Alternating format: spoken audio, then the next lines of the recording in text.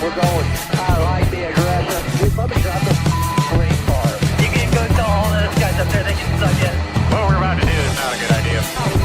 All good. What is he doing? You've got to be kidding me. Half the pack is flying apart. It's so nice to see at the line. Oh, backup cars come piling in as well. Go. Coming right. Hello, come back on him. That was incredible. Dude, nobody better. Nobody. Hell yeah, guys. Ladies and gentlemen, welcome to NASCAR Weekly Podcast live. We're always live. I Get in my box. How did you get in my house? We've invaded each other's personal space quite a bit. Welcome everyone to a very special NWP. We are live and in person. This is only the second or third time we've done this. There was the infamous Swamp House debacle in Daytona Beach, but we've done a few from Danny's pool table. Yeah, the pool table. Yeah. And now we are using Jarrett's lovely kitchen dining room set. This is my childhood dining room. Were you table. born on this table? No. Should I take my phone off of this table? I mean, I don't know what pathogens have come from me on this table, but Awesome. Well, I'm just gonna put my hands on this table. let us know in the chat if the audio is good, because as you can see, I think we have two separate microphones. We're trying not to overlap. We were messing with the levels up until the start of the show. So hopefully the audio and video quality are up to our usual mediocre standards. But yeah, thank you all for joining us tonight. We're going to talk Coke 600. We're going to talk NASCAR news and Nashville. That's where we are coming up this weekend, Friday, Saturday, Sunday, triple header. We appreciate you all joining us. Audio is good. I'm giving us the thumbs up. Good stuff. Gentlemen, should we just get right into it? Should we just talk about Ross Chastain winning? nah, no kidding. Yeah, let's talk about Ross. Not to take nicknames away from people, but he's kind of like Kevin Harvick. Mr. Where did he come from? Yeah, nobody was talking about Ross Chastain at intermediate tracks until about 4 days ago. Longest race of the season, 400 laps in this race, and he leads just 8 laps. The 8 most important laps, though, and he had to catch a Hendrick car, William Byron, and beat the best guy all day. And to be fair, I mean, even thinking back to last year, the last win he had, I believe, was at a track like this. I believe 2 years ago at Nashville, and then Kansas, of course, the year before.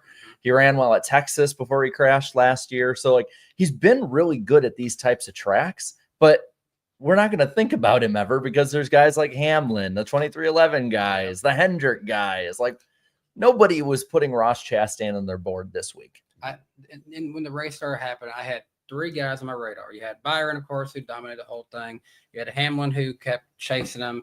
And then you had Carson Hocevar. We'll talk about more about his day. But he looked like he could have contended for the win. He was fastest in practice, had a bad qualifying run, but he looked like he had a car that could have definitely contended for the win. I'm writing it down now because I do have a Hocevar possible hot take. I'll have you guys judge later if it's a hot take or not. Okay, all right, We'll see if it's as spicy as Chili's right at that day. or his engine at the or end. Hattie B's down the street. I'm still reeling over that.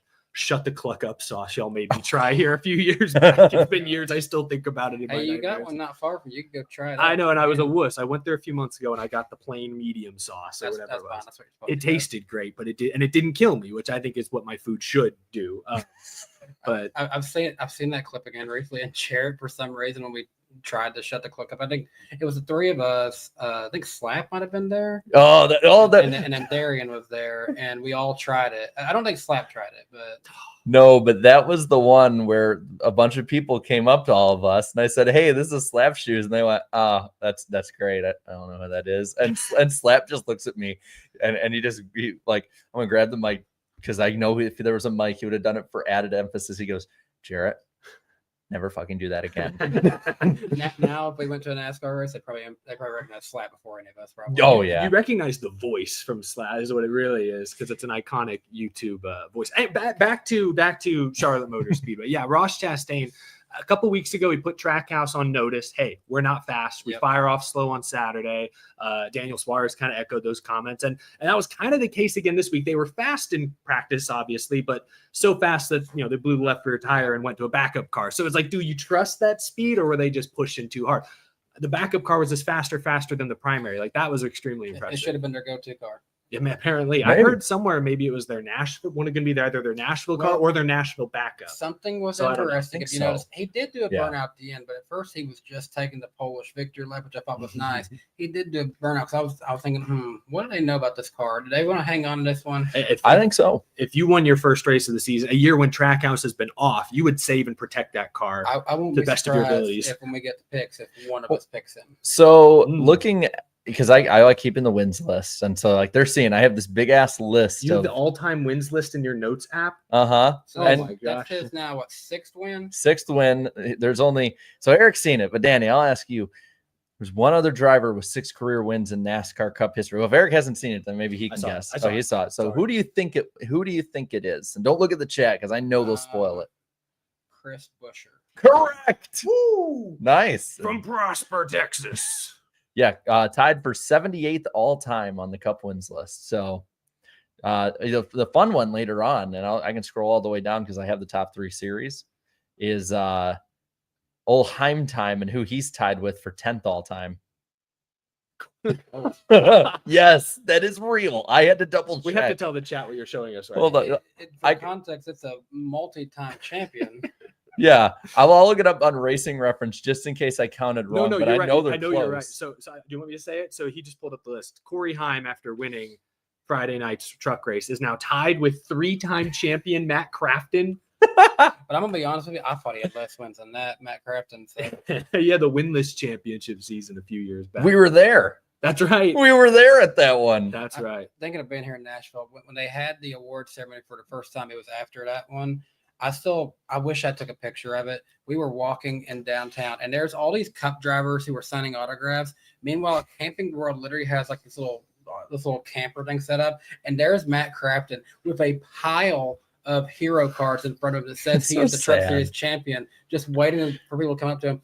Nobody. That's so sad. Nobody was there. It's just Matt Crafton. He looked like he was sitting sad at a table because no one wanted to talk to Matt Crafton. so I should have sad. talked to him. I felt bad. I should have took a photo. I regret not doing that. It's like it's like the Matt Crafton in that moment would have to have been like the gif of Stitch sitting in the rain. Just Literally, that's about what he looked like at one point. that's so sad. That's I'm sure he probably doesn't care. He probably don't even remember that. But I visibly remember seeing Matt Crafton sitting there, no one around him. Who do you think was more sad after that? Matt Crafton after that, or William Byron after losing it right at the end? Byron did look pretty disappointed because he's never won a Cup race at his home track, and Byron, it's the 600. Byron literally was like Tennessee softball just a few minutes ago when they I knew that was coming in. Tennessee softball led the entire game against Oklahoma, and then Oklahoma knocks out go ahead home run to win. That's literally what happened to William Byron in this race.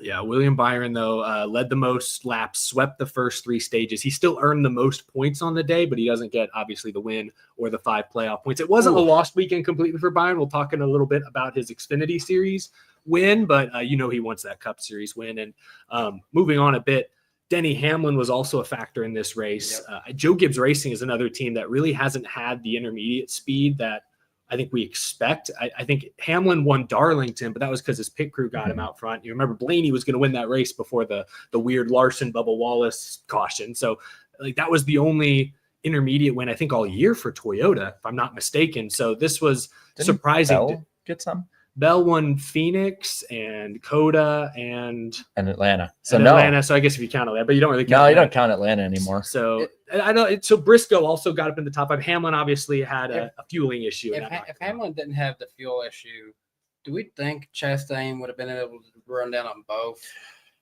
I mean, he did run down Hamlin. I mean, with how the racing But side I by think Hamlin side would have is, to back off at that point. yeah, you're probably right. if they were able to race side by side, I think so.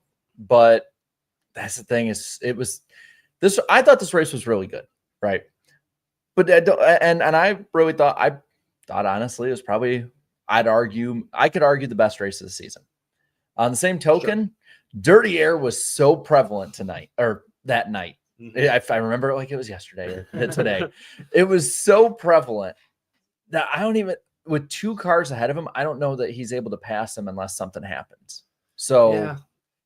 We did see more passing as the night went on, which is something to watch for at Nashville this weekend because it's essentially a night race, almost start to finish. It'll start like at sunset kind of, but like second half at Charlotte, that's when you really saw Hamlin and Byron start trading the lead, swapping it back and forth. Before then, it was so hard to pass the leader, but it seemed to get easier as the night went on. Like even Carson Hocevar before his engine failure was side by side making moves. So yeah, I don't know. I think regardless, even with Hamlin's issues, like that doesn't take away from Ross Chastain's rally. I mean, that's just like that's such a huge turnaround for Team Trackhouse. That team literally 2 weeks ago on this show, we were saying Jared's over here laughing. To my left is Rhett drinking his water right now. So if you hear anything Can in the y'all hear background, that? that's probably him.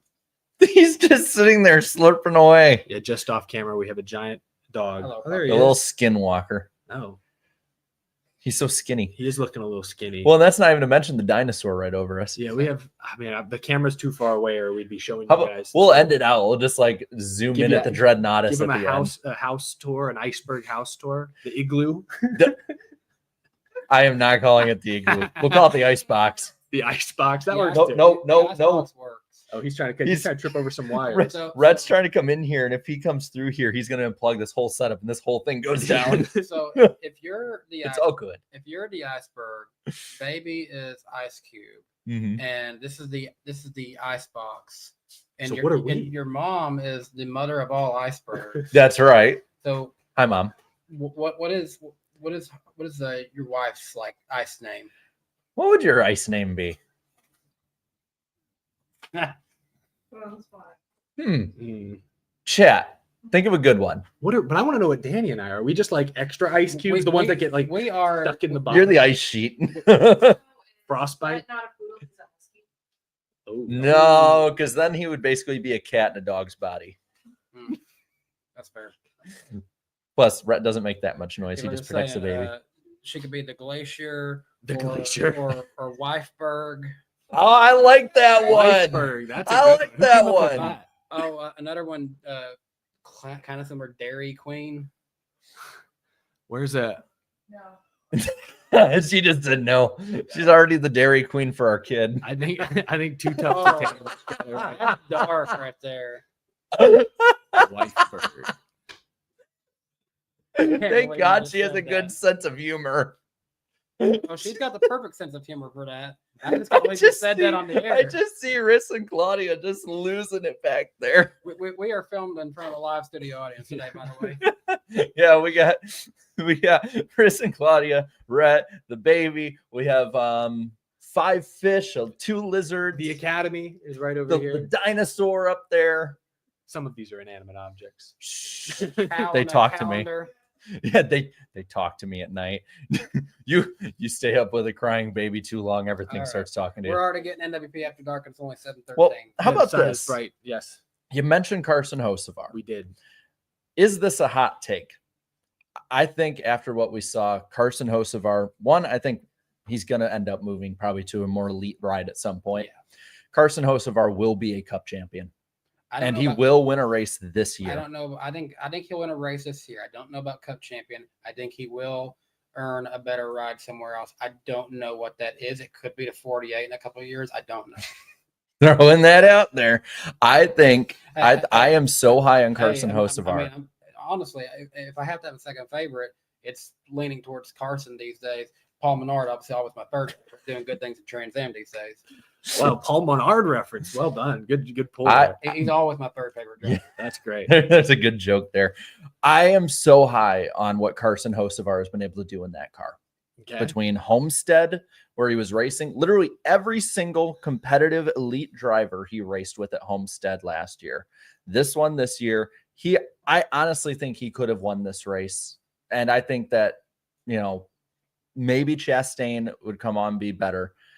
I think that Hocevar, what he's doing in the Spire car is something special. The results aren't there, but the eye test, I think, is proving more than anything. And I know people are like, you're all friends with him. That's why you're saying that. Like, no, I think take that out. What he's doing in a Spire 77 car, competing for the win off speed late in the Coke 600. That impressed me more than Homestead. You have to be a great driver to be contending for that race or be Casey Mears and go on fuel strategy. Yeah, but he was in the Hendrick car. He was in a Hendrick car. So your 2 points, though, he's going to win a championship. I'm going to say that's a little bold at this point. He is a second-year driver, and right now, while there is a Hendrick alliance to some degree, a relationship between Spire and Hendrick, we don't know that Hocevar is going to get in a Hendrick car. And I think if he's ever going to win a title, it'll have to be in a Hendrick car or something similar. And if he is, it'd be kind of like Alex Bowman, the 4th Hendrick car. You know. Yeah, that's the thing is Hendrick's. This is going to all different directions, but I think that's a little premature perhaps to make that take. But I do think he's really talented. He's got a long runway. He's going to race and cut probably 20+ years. So yeah, good chance he does get a title at some point.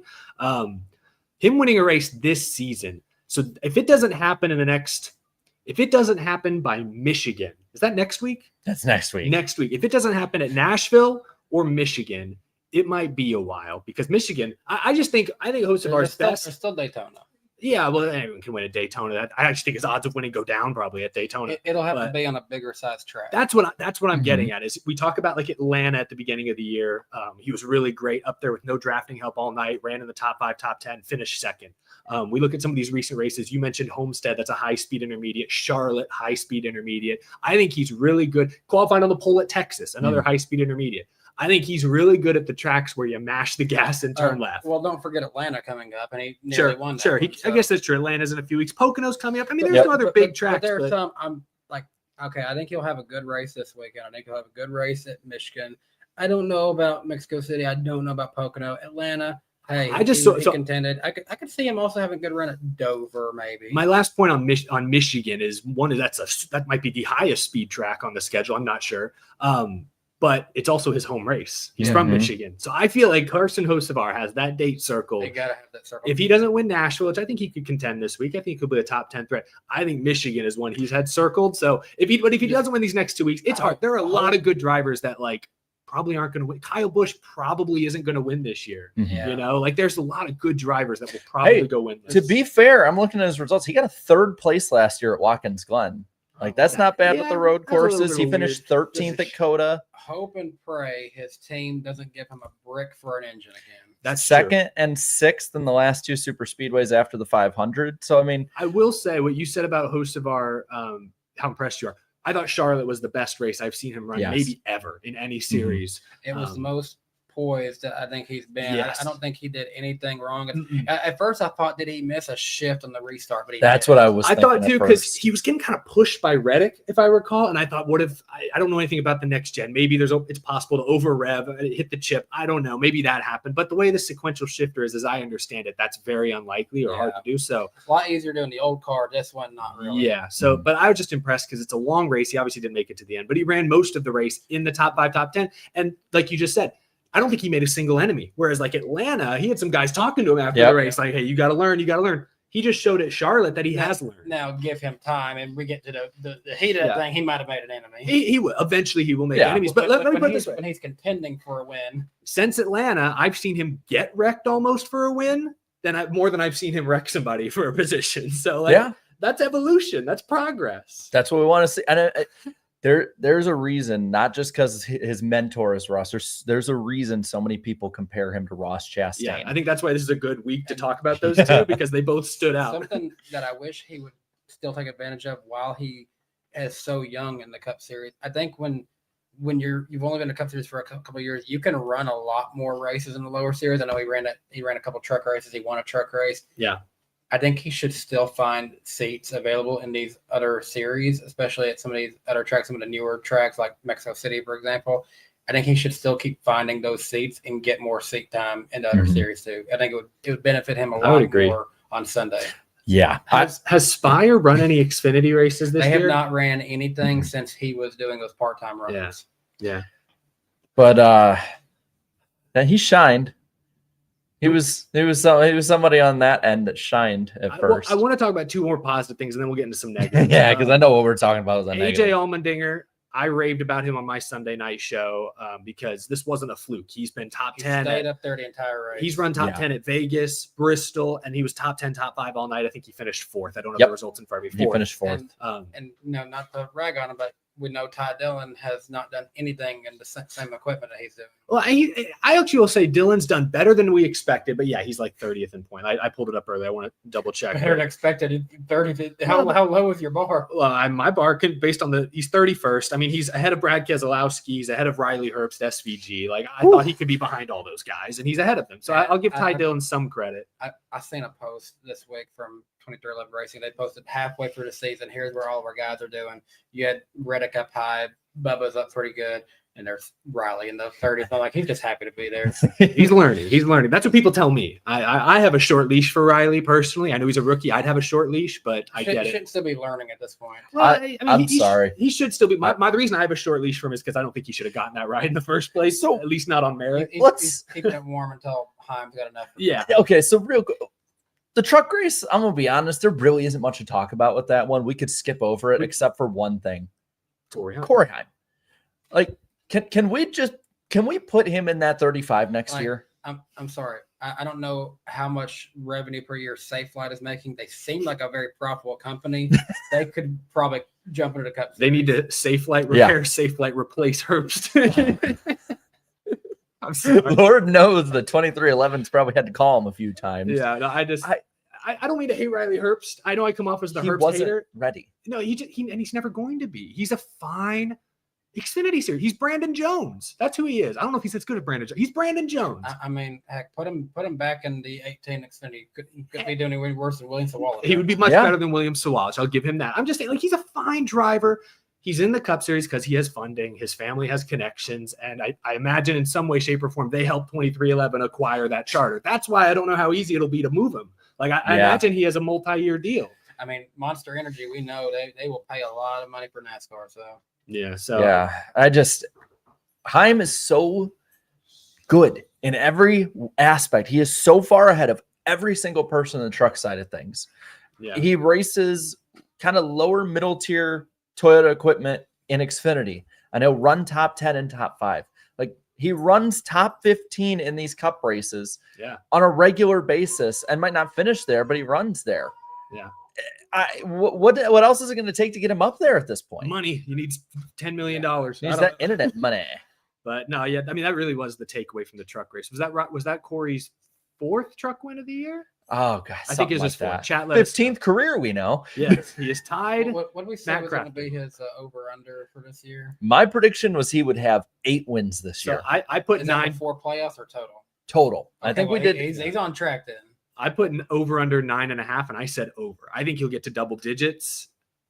I can't remember what I said. The chat will keep me honest on that one. I know they will. Yeah, 4th win of the year. Thank you, chat, for confirming. And also, while I'm addressing the chat, we have gotten a few super chats. Really do appreciate that support. At the top of the hour, we'll react to the first batch of super chats. Just want to let you all know we see you. We will read those shortly. But yeah, so we mentioned some good guys. Brad Keselowski. Yeah, I was going to say Allmendinger top 5. Brad needs a shout out. It's his first top 5, first top 10 of the season for Keselowski. So was it his first laps led this season, or no? Was that I can't remember. Kansas. He led laps at Wilkesboro. He led laps in the All Stars, but I think these were his first points race. Yeah, because I think we were having the same joke. I can look it up real quick. We were in the same joke about Brad Keselowski that we did about 2018 Jimmy Johnson. Of like, you know what? We've led as many laps as Jimmy Johnson this year. Yeah. So I'll double check. Let's see. 5 laps led on the year. How about that? Good for him. And those were, at Charlotte. Man, he had 3. I'm looking at racing right. He had 3 straight DNFs before Charlotte. Not counting the All-Star race. He scored. He DNF'd there too. 4 straight. He scored 16 points in 3 races, and he was running up front in like 3 of them. For the man who owns Shane, he sure has been having to spend a lot of money to fix his own bad races. I mean, I'm going back again through his results before this past week, and this is why this week is so big for him. If you had said this 2 years ago, 3 years ago, especially the Penske years, like Brad Keselowski finished 5th, we're like, okay, yeah, whatever. 26th, 39th, 15th, 33rd, 11th, 26th, 26th, 33rd, 16th, 36th, 28th, 37th. Those are the 12 races, the first third of the season for Brad Keselowski. Not great. Very no good, bad, every way bad. No bueno. No good. Not great at all. A couple other quick shout outs. Michael McDowell and Noah Gragson, top 10s. Pretty cool. Yeah. Just want to mention that. Very decent. Do we want to pivot and talk about something kind of negative, kind of bad? Sure. It's kind of not good. So there was this guy. I don't know if you guys have heard of this dude. He's kind of a big deal in the racing world.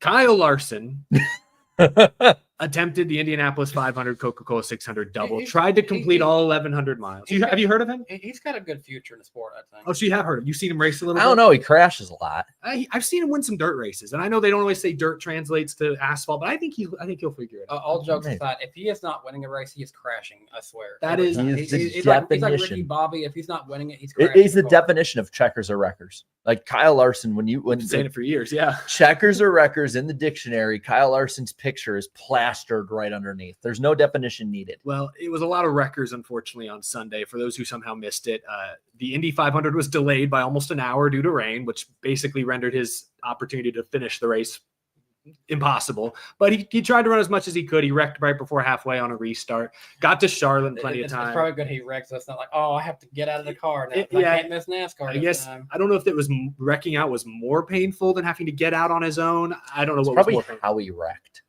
I think he was just disappointed because he made 2 mistakes in the first 90 laps of the Indy 500, and that's a bummer. And then he had one spin in the Cup race, and then got caught up in the big wreck. And to his credit, he shows up to Charlotte a couple hours later and takes the lead and leads some laps. Mm-hmm. And it's like, oh yeah, this guy, the very first lap of the race. He did. It's like this guy. He is pretty. Say what you will. He's special. He's good. And we had our mini Twitter back and forth during it, where he spins and everyone's like, oh, Jarrett with the bad Larson pick. I'm like, long night, really long night. And at one time, Dale Jr.'s like, hey, Larson lost a tire. And I was like, long night, very long night, still ton to go. And then finally he crashed like the dream is dead. Dude, we all picked bad last week. Yeah, David was the only one. David was the only one who had a good pick. So real quick, we can, because we're not going to cover it the way we would a Cup race, but the Indy 500 is big enough with Kyle Larson, especially involved with the NASCAR spin on it. I think we talk a little bit about that. Yeah. Hell of a number this week that they put up of viewers, highest since 2008. Yeah, over 7 million viewers, right? Yes. On Fox's first Indy 500. Most watched motorsport event since, I believe, the 2023 Daytona 500 in America. Wow, that's pretty substantial. I know Fox is definitely taking a victory lap this week. Rain delays a little bit with that, like with the Daytona side of things, but still, I mean, we wouldn't be having this conversation even with rain delays 5-10 years ago about Daytona. Fox put a lot of work into promoting it this year, and I think there's a lot of intrigue. Larson involved. I think it obviously adds some intrigue. I don't think that was as hyped up as it was last season, but it still played a role. And no, I just think Fox promoted the heck out of it. I saw a lot of Indy 500 content the weeks leading up to it, and I mean the broadcast was fine, was solid. I thought for the most part, by Fox's standards. Diehard IndyCar fans were not fans of that broadcast. No, it wasn't. They missed the winner crossing the line. They did do that, and oh my gosh! But I love to trash their sound mixing on this show. Yep. There was a moment where they say, "Listen to that crowd." And you couldn't hear the crowd. And I literally tweeted, I was like, that's Fox. And so 300,000 people there. You couldn't hear them. Come on, Fox. Put a microphone there. Get one of these little microphones. Okay, bad timing. The first second we had a chance to actually turn the race on, we hear Jamie Little, no offense to her, but Claudia goes, oh, is she calling this race? Oh, no. Thank God. I'll say this. At least Chris Myers didn't say Daytona this time. Well, Colton Herta had to correct him on air with beat it. some sense into him, but I want to say, though, like, that race is the biggest, greatest race in the world.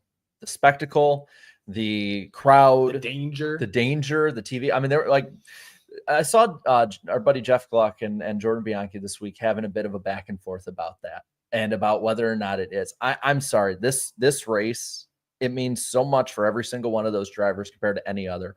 Other series drivers want to race in that race. Other series drivers, like Formula One drivers, fear that race, have been on record saying, hell no, that is too dangerous. Yeah. Like I think that the Indianapolis 500 getting that number, I think is also validation for not messing with things. And I think if there's anything NASCAR can learn from that, is that getting a lot of buildup, getting a lot of hype built up with it when it comes to on track as well as off the track with promos, that has to be the direction moving forward with the Daytona 500. So yeah, the Indy 500, as much as I love the Daytona 500, I think it's above that in my terms. Right now? In terms of Yeah. prestige. Timing didn't work out because of other things happening, but I think the president was originally supposed to try to come. It didn't work out in his scheduling this year. But that puts it on perspective of how big this event is. You know, just like the Daytona 500, the president was thinking about coming. I mean, the Daytona 500, I mean, we've talked about on the show. I did a whole video in the preseason that the Daytona 500 is not what it used to be for numerous reasons. You can talk about the style of racing. Let's just be honest. It's more random now than it used to be. The best drivers do not consistently win the Daytona 500. The exact opposite is true about the Indy 500. Alex Palou might be the hottest driver in the world right now. He wins the Indy 500. You can't say he didn't earn it. He absolutely earned it and deserved it. And the Indy 500 has weeks of buildup, of practice, of qualifying. The month of May. It's literally called the month of May. The Daytona 500 has 4 days. And let's be honest, outside of the Thursday duels, they don't matter. Where you start the Daytona 500 does not matter. There's no real, now with the OEP, there's not really a risk of any big name teams or drivers going home. Like, so everything that makes the Indy 500 special, the Daytona 500 has either never done or has stopped doing. It's random. There's less weeks of buildup. And frankly, the few days leading up to it are inconsequential for the most part compared to Indy. So, I mean, yeah, I agree. The Indy 500 right now is the most prestigious motorsport event from a driver's perspective. Every driver wants to win that race. And shoot, Alex Palou made like $4 million winning that race, something like that. Like, the purse is insane. And I will say this. I enjoyed the finish of it, but man, it gets really sad when you saw the look of disappointment when Marcus Ericsson didn't win his second Indy 500. Sorry. He didn't win his Chris second. Myers, is that you? Yes. Hi, Chris Myers. We could because we care. No. He Stuff looked, your face with a hot dog right now. he looked very, very sad. And side note, I saw a Twitter page that said that this man is winning at life because at the end he had like 2 women for some reason. I don't know who they were hugging him. Like Marcus Ericsson did? Yeah, Marcus Ericsson had not. Is he from Sweden or Utah? At first he had one, and then there was a second woman hugging him after the race. And In case the first one didn't get the point across. Anyway, then he gets disqualified and gets credited for first. Yeah. But just big thing with Daytona, man. I mean, in 2022, when they got the new car, they had Daytona preseason Thunder for 2 days down there. And I got to go down. And the garage was full. The stands, there were people walking all over in the concourse at Daytona. And I talked to people who've lived down there and like, is this how it used to be? They're like, yeah, I mean, just people would expect January, there's testing. You have the 24-hour race. Then everyone comes down for the Clash and for Speed Weeks. And there's testing too with that. NASCAR has made it with their cutting. To me, the Daytona 500 compared to the Indy 500. The Indy 500 is what the Daytona 500 used to be. Daytona 500 is just a race now. I mean, look back 10, 15 years ago, the Daytona 500 weekend is a normal NASCAR weekend plus the dual day. Everyone had all that time. They want, just like for Indy, for Daytona, they had all that time. I want to bring the most perfect car we can bring to Daytona. Now that's what they do in Indy, and even then, they've always done it, and they've stuck with it. IndyCar still do the Indy road course configuration. Yes, a few weeks ago, yeah. So they have a long period where they're in Indianapolis for a long time, and it's literally like, okay, you can come get you an Airbnb for the month, and you have plenty of things to come see over here. Yeah, the biggest problem Daytona has is the current style of racing just is not. It doesn't lend itself to the most talented race car drivers. Like, honestly, there isn't a point to have a month of testing for Daytona because everyone's going to wreck on the final lap anyways, and you just got to hope you're in 8th place on the outside lane and you miss it. More time that's the thing. That doesn't happen at Indy. The cars, maybe we wouldn't say that, but I don't know. No, well, and if they hit a better, just all-around package, like it's the racing is what makes Daytona. That's what I don't get about the super speedway package. I know we kind of went on a tangent here, but I think we saw that stark contrast this weekend because there's plenty of good stuff. Because this is the first race, I'll say. I guess we can kind of go on to talking again about the 600. This is the first race all year I felt like NASCAR was a big deal because of the broadcast. The broadcast treated NASCAR with the respect that a top-of-the-line, top-tier sport deserved. Yeah, and it helped, packed grandstands at Charlotte Motor Speedway. Look, the energy was great. The broadcast enhanced it, and the quality of racing was phenomenal. And you also felt at the end that the best drivers and teams were the ones duking it out for the win. There was no fluke about AJ Allmendinger being in the top 5. There was nothing fluky about Ross running down William Byron and making that pass. Anyway, so Briscoe, I mean, That 19 team is coming on strong right now. They're getting a rhythm built up. In a row. That's where they should be running, Yeah. and they're going to be competing for wins by the end of the summer if they keep this momentum going. Really surprised he wasn't more of a contender in that Xfinity race, honestly. But Yeah, That was a was little weird. rust. I don't know. I don't know what the deal was there. I want to get back to Larson for a second because we started the conversation with Larson. Yeah. Then, There's a lot. So my take on Kyle Larson, and the reason I was disappointed, I like Kyle Larson more than anything. I respect his ability as a driver. I do believe he is one of the most raw, talented race car drivers on the planet. Certainly one of the most versatile, no doubt. And as a NASCAR fan, seeing Larson go to Indy on that big stage, I wanted to see him represent all of stock car racing in a positive manner. And unfortunately, this whole month, as opposed to last year, he really didn't. Last year, he was great in May, qualified in the Fast Six, was very competitive in the race before he sped on pit road. Like last year was great. So I think the expectations this year were really high. I think coming into this Memorial Day weekend, Kyle Larson had the chance to end the best driver in the world debate. If he goes to Indy and runs like he did last year and finishes where he was running last year and then turns around and contends in Charlotte, I'm sorry, he is the best driver on the planet. I think that would be, the argument would be over. But because he struggled all month of May, struggled to get a feel for these slightly different Indy cars, and then obviously wrecked in Indy and then made mistakes, because he had one of the worst days of his career, the argument's still wide open. I think we talked about it. I think Tony Stewart might be still the best, most versatile driver in the world, considering his recent NHRA success. So that's where I'm disappointed. Is for a moment we had a chance for the big NASCAR star to cement himself as the greatest on the planet, and he failed. He didn't do it. In terms of overall racers and hopping into any capacity of racing, I think I put Tony Stewart up there number one for me, and I still would put Juan Pablo Montoya below him before we start talking about other drivers, because of the fact that those two have both hopped into all they have. And we even saw Juan Pablo as racing this last year still hop into a cup car. I forgot he did that. Yeah, he had Montoya. Everyone's going to remember him for the jet dryer. Like I already know there's somebody who's going to say it in there. Yes. But it's like he won in open wheel in multiple different series, IndyCar, Formula One. He won in NASCAR. And people forget. So this is a great thing about Voti re-uploading the 09 season is I turned on the California race is the last one I think he uploaded, at least as of looking. And I completely forgot. So obviously had Jimmy Johnson, Mark Martin up there.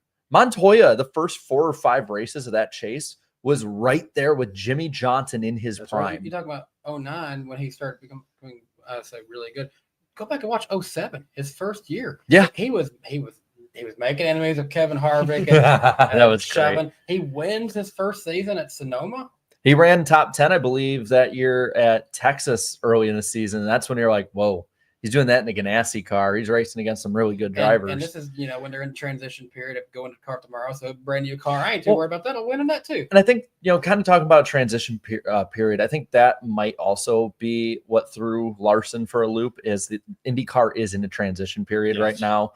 John was telling me about that because he got to be at Indianapolis on the radio. Right? Yeah. And he was, full day interviewing people and it was throwing people for a loop. And I know David talked about it last week. He talked about it all through the month of May. I mean, David just top of the line with IndyCar coverage. For sure. And I think that's part of it. I don't think that's an excuse because I think that everyone had to do that and everybody was having those same problems and overcame them. Whereas Kyle Larson went over the edge too much again and ended up crashing out. And I will say the only thing that I was really super disappointed with outside of it, because like when it happened, I'm like, damn, all right, I'll come back with 10 to go. Like, because I was busy, had a lot of stuff going on. Yes. And I was, like a kid or anything. yeah, well, I was like, I'm gonna get a few winks of sleep before tonight because she's gonna keep me up at some point. The only thing I was kind of disappointed with, and it was the same thing last year, is NASCAR fans actively rooting for him to fail. Like, I don't care who it is. I don't care if it is 2008 Kyle Busch and I'm a Dale Jr. fan. Seeing a NASCAR driver succeed in this, like, I didn't like Kurt Busch in 2014. That was like still pretty fresh in my mind was him cussing out Jerry Punch and his meltdowns at Phoenix Racing. But I still wanted to see Kurt Busch do well. And when he did well, it felt amazing to see him finish so well at Indy, to run so well at Charlotte. Because it elevated all of the NASCAR drivers. Yes. I think in a way it's not necessarily Kyle Larson they're rooting against. It's just fans. I think that plays a Yeah. lot into it. But it's kind of like me, me in college sport. I don't necessarily have anything against Georgia or Alabama players and coaches, but it's their fan. That's me with the bothers Eagles. me. That's me with the Eagles. It's their fan base and the way they've treated Tennessee fans for years after beating us for so many years. It's that. So it's same way in racing. Like if their fans act a certain way. But the point is, though, respect where it's due. Those teams or these drivers do deserve that respect, being that damn good, beating teams, doing really well. Yeah. And I just think the same thing with Larson, same thing with Kyle Busch or Jimmy Johnson when it was rumored they could have had it happen. And whoever the next person is. Like if it's an IndyCar driver, I'm rooting for them to succeed because I think that's good just in general for American motorsports. Yeah, I think I speak for all three of us. We were rooting for Helio Castroneves at Daytona this year. Yes. We wanted to see him do well, and he had his moments. Top 5 in the ARCA race. I mean, he crashed in every race, and even when he got a top 5, he got still wrecked crashed. after the yeah, finish. he crashed like 5 times. I don't think any one of them was his fault. But welcome to NASCAR, Helio. Oh, Yeah. By the way, I agree with Elijah and Chatty. He's talking about Ohio State fans. I got to see that in person last year. They're worse than Georgia fans. Oh man, oh, jeez. I'm checking our notes. I'm not watching something. This is the show notes here. We have a lot of screens going, so I'm looking at the show notes here just to keep us on track. Let's talk about the broadcast just a little bit more. I know a lot of fans were very excited to see a new broadcast booth. It was Adam Alexander, Dale Jr., and Steve Letarte. The pre- and post-race show hosted by Danielle Trotta with Carl Edwards and Corey LaJoie, I thought was really great. My favorite part was them bringing the whole stage setup onto the front stretch during pre-race where there were fans milling about. You could have that game day atmosphere. I thought they really hit that out of the park, frankly. And then the broadcast itself was solid. I don't know if you guys noticed this. I know you're wearing the Dale Jr. shirt. I know you're both big Dale Jr. fans. I love Dale Jr.'s media presence. Carnival! Well, the first stage, he sounded rusty. He was talking and he was talking. bad. He had this nervous energy and was just he dialed it back. I think maybe they talked to him during commercial break, and he was much better the rest of the way. And I think he'll be much better the rest of the season. But I just thought that was the one moment where I went, "Oh gosh, Dale!" That first stage, it was the only. And that thing is that I've given Prime, or I given the CW, and I'm going to give Prime, and I will say even TNT coming back after being gone for 10 years. I'm going to give them a bit more leeway and benefit of the doubt as a fan because they're ironing things out. TNT at this point, it is a brand new broadcast. Let's be honest. It's like saying that NBC in 2015 was the same as NBC in 2006. Well, hearing you say NBC, is it just me, or in a way, does it feel like they have recycled some things from in previous NBC broadcasts? The things that worked, I think. Yeah. I think in that aspect, because like I said, going back, that first stage, Junior is getting names wrong. Remember, you were about to laugh at me for the Kyle Larson thing when it's like Kyle Larson has a wheel off, and it's like Cody Ware or whoever it was. Yeah.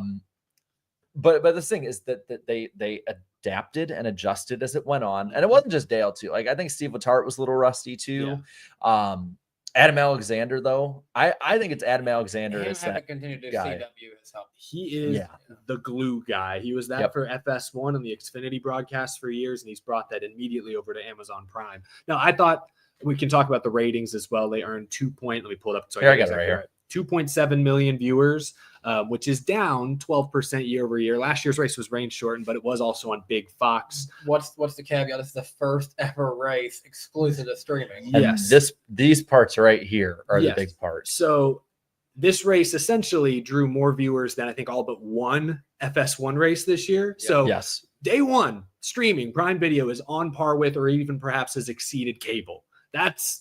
I'm a little surprised in a good way on that front. The other thing most notably is that if you compare, I'm checking your notes that Jarrett wrote because they're slightly different from mine. That's an interesting point. Similar viewership to NFL Sunday Night Football on NBC. For the key demo percentage, 30% of the audience was in the 18 to, I believe, the 18 to 49, if I'm not mistaken. It could have been 35.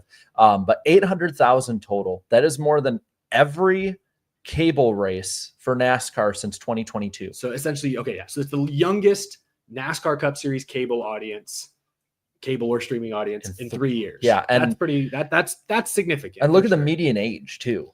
55 years compared to the average median of a NASCAR broadcast is 62. So You lost some older fans, which we knew would happen because, I mean, frankly, it is, Prime Video. If you don't already have it, it's an additional cost, an additional streaming service. A lot of people aren't willing to do that. Completely understand. Other people aren't used to streaming. They're used to their over-the-air television. So you're asking the older traditional fan to make a radical change suddenly. You're going to lose some fans in that process. That's understandable. But if you gain a substantial amount of younger fans, with all due respect to all the great older fans out there who've watched for years, NASCAR needs younger fans too, or it's not going to continue at the current scale for years to come. So that was an encouraging sign. I will just say, I'm looking at at what races that Prime has in our schedule. It's going to end at Pocono, and then TNT's first one will be Atlanta.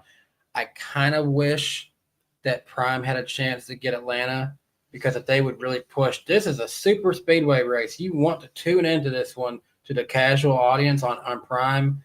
I think they hit 3. I think they would have had good numbers. Because the 600s went down. But the thing is that, like, over the years, it's definitely went down even on Fox. But the thing with Atlanta is Turner is based in Atlanta. So there's no way they would give that. It's just like with USA. Yeah. Like when they had USA Today and USA Network covering New Hampshire, and all of a sudden New Hampshire gets moved into the playoffs. It's a great point. It's like, so there's going to be those things there. And because I wish they could get that wide open Atlanta coverage. But that was my favorite part, is that we had what? Well, how many minutes of full screen commercial did we have in that entire 6-hour broadcast? It's like 9 or 4 or something like that. They were doing side-by-side screen-in-screen commercial breaks during the pre-race show. During in between opening, like the race hasn't even started yet, and they're still showing us just shots of the crowd in the corner. I'm like, wow. No, I was very impressed overall with Prime Video. Not only were there those elements that they were able to do because they're a streaming service, a little different business model than broadcast television, but just the tone was such a breath of fresh air. I mean, I don't want to keep harping on Fox and their poor sound design and their glitchy graphics that don't work and their booths with no chemistry. Bad I'll say something here about Fox, and it's not going to be something to throw barbs. I've thrown them under the bus plenty this week, so let somebody else do it.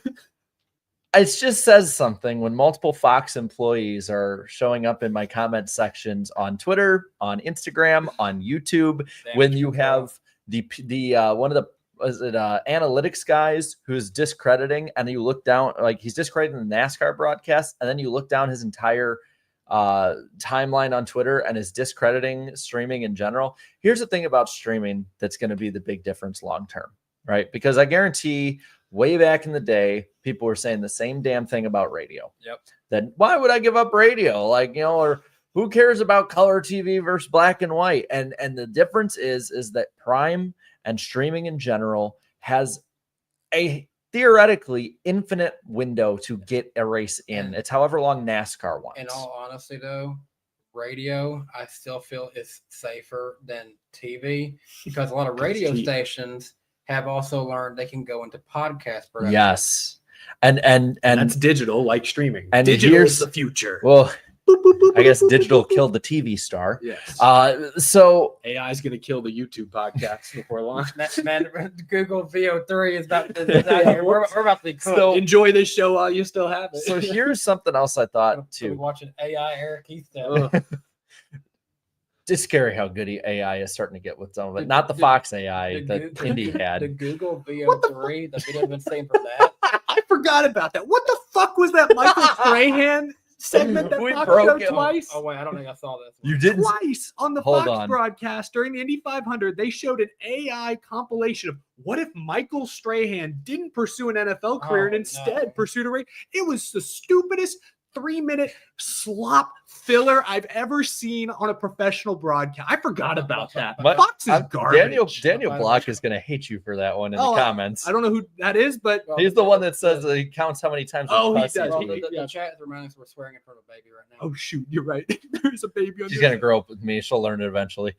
She's what, like a week old? Can she speak yet? 8 days. She's in there saying the F word 8 right days. now. Wow. So let me pull this up so I can at least show Danny at least. They'll probably just be the pictures of it, but Michael Strahan AI. That was so. These were on the Fox IndyCar broadcast multiple times. So stupid. This is not even showing the one of him as a little kid with like a tooth gap too. Someone made a point. sorry. AI is fun to play with. It's a don't get fun. me wrong. Yeah, it's Like, fun. I utilize it on my NWP Trains channel. I'm building a Trains 22 route inspired by AI generated images. The thing is, I'm asking it to make me something, and I have to make something that looks like that. It's just a fun challenge. Well, I'm generally anti-generative AI as someone who works in an artistic field and who has family members who also work in an artistic field. But more than that, it was very it was just ridiculously self-indulgent. And somebody pointed this out on Twitter, I forget who, and they're probably right. It was likely an AI sponsorship connection that Fox made with some sort of AI company. And this was their way to integrate them into the broadcast, cash in, form that relate. Like, that's what this is. They probably created that on behalf of some AI company they were partnering with. And that's why it made the air. Either way, it was cheesy. Well, I actually lame. saw a news report today that I think they expect this year, thanks to AI, they expect cybercrime damages this year to be in the trillions this year alone. Can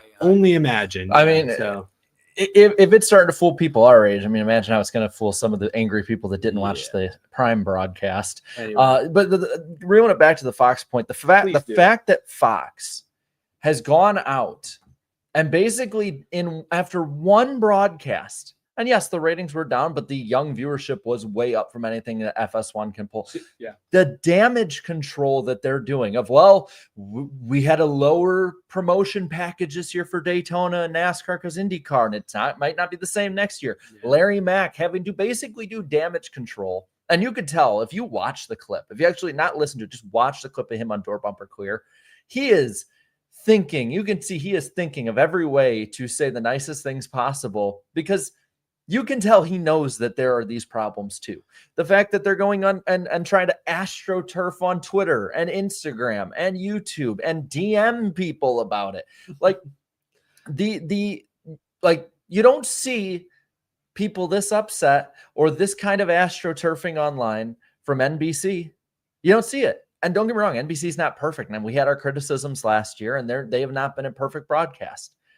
But NBC is willing to listen and change. Fox has not shown that ability. And now IndyCar had a great number. The broadcast was probably the worst Indy 500 I've watched. I'm a casual IndyCar fan, and Fox turned me off. So personally, knowing that at least the on-air talent is going to be basically the same for the TNT run, I'm expecting a very similar production value with the TNT run. So what happens then when they lose their excuse of, we don't think that streaming is a good idea. Okay, we're back on TV and still it's a good production value. People are happy about it. Yeah, and NBC is going to be pretty good too. I mean, they weren't at the Prime level. Maybe this is a hot take too. I could argue this, and I think I might. When you look at it being the first broadcast, when you look at the difference and the way that they didn't try and reinvent the wheel, but it really kind of did reinvent a NASCAR broadcast. When you look at the commercial break broadcast, when you look at the pre and post race, when you look at the production value, that might have been the best sports broadcast that I have watched ever this decade, maybe, for sure. Wow. It's better than the Super Bowl. It's better than the Super Bowl broadcast this year. Didn't Fox do the Super Bowl? Yes, it did. I think it was better. Guess who's never working for Fox? No, we are not. But oh, gosh, look at Calypso. Oh no. Well, hold on, I can't see. Calypso claims to be the CEO of Fox. Well, I'm glad you're hearing what you're hearing. Please. And it's not to just have a circle. If you'll read that novel, and Fox will make better production. Oh, trust me, there's a Calypso sighting during this this talk about this race. God. But we're not circling the wagons and trying to tear it down for the fun of it, because that's not good. I'm having fun, but I mean, it's fun. It's fun to do, but we're not doing it for the fun of it. And don't get me wrong, we'll all get great numbers ripping on Fox, but I don't want to. I want Fox the way production-wise for the time to be at the high level they put themselves at when they showed up. I remember a time when I was sad to see it going away from Fox. Yeah. Fox used to be my favorite. I remember when we started the show, we were kind of like, Fox is kind of falling off. Is it really that bad? And then COVID hit and it just nosedived. The TNT run, in the summertime back then, would just feel weird, and ESPN felt like we're all serious. We're on ESPN now, guys. Yeah. Well, I think we made our points about Fox. They're not irredeemable. we're just disappointed in the current product. We're not mad. We're just disappointed. Promotion for Indy, they did a phenomenal job. Kudos to them for that, 100%. It's just everything else. Anyway, credit to Prime Video. Great broadcast. If you haven't signed up for that 30-day free trial that everyone's promoting, Sign up on Saturday and you get every one of the races. Yes. Fox is going to replace the cartoon version of the drivers with AI generated version. I had said that. I'm like, if you hate the cartoons, just wait until you have an AI driver that's blinking wrong. Here's Chase Elliott as a farmer. As an action figure. Yeah. Here's Kyle Larson. Wait, why does Kyle Larson look like Danica Patrick for some reason? Yeah, it's anyway, we can talk briefly some other ratings talk. There is some good news as well. CW was back with Xfinity. They had a few weeks off. The Xfinity Series race earned 1.14 million viewers, which was flat with last year. Last year's race, Xfinity race, was on Big Fox. So yes, credit to the CW. They're pulling in big numbers. Every single race this year for the first time since 2010, first 13 2016. races. 2016, I'm sorry, yes. I read that wrong. First time in 9 years that the first 13 Xfinity races have earned over 1 million concurrent viewers each. That's significant. That is very significant. So well done there. Jarrett, the iceberg. Do you have some poll results for us this week? Yes, I do. Poll. Yeah, and let me pull up the main poll. See, now you guys can actually see the poll data sheet that I have. He's now, got a whole spreadsheet. I have not updated the number of votes and anything like that, so it's went down a little bit. But on this end, we had 72% of the 12,000 that voted that said great, 20% good, so 92% net positive. That sounds like one of the best races of the year. Well, and I'm looking through, that's the highest net positive since last year's 93% at Homestead.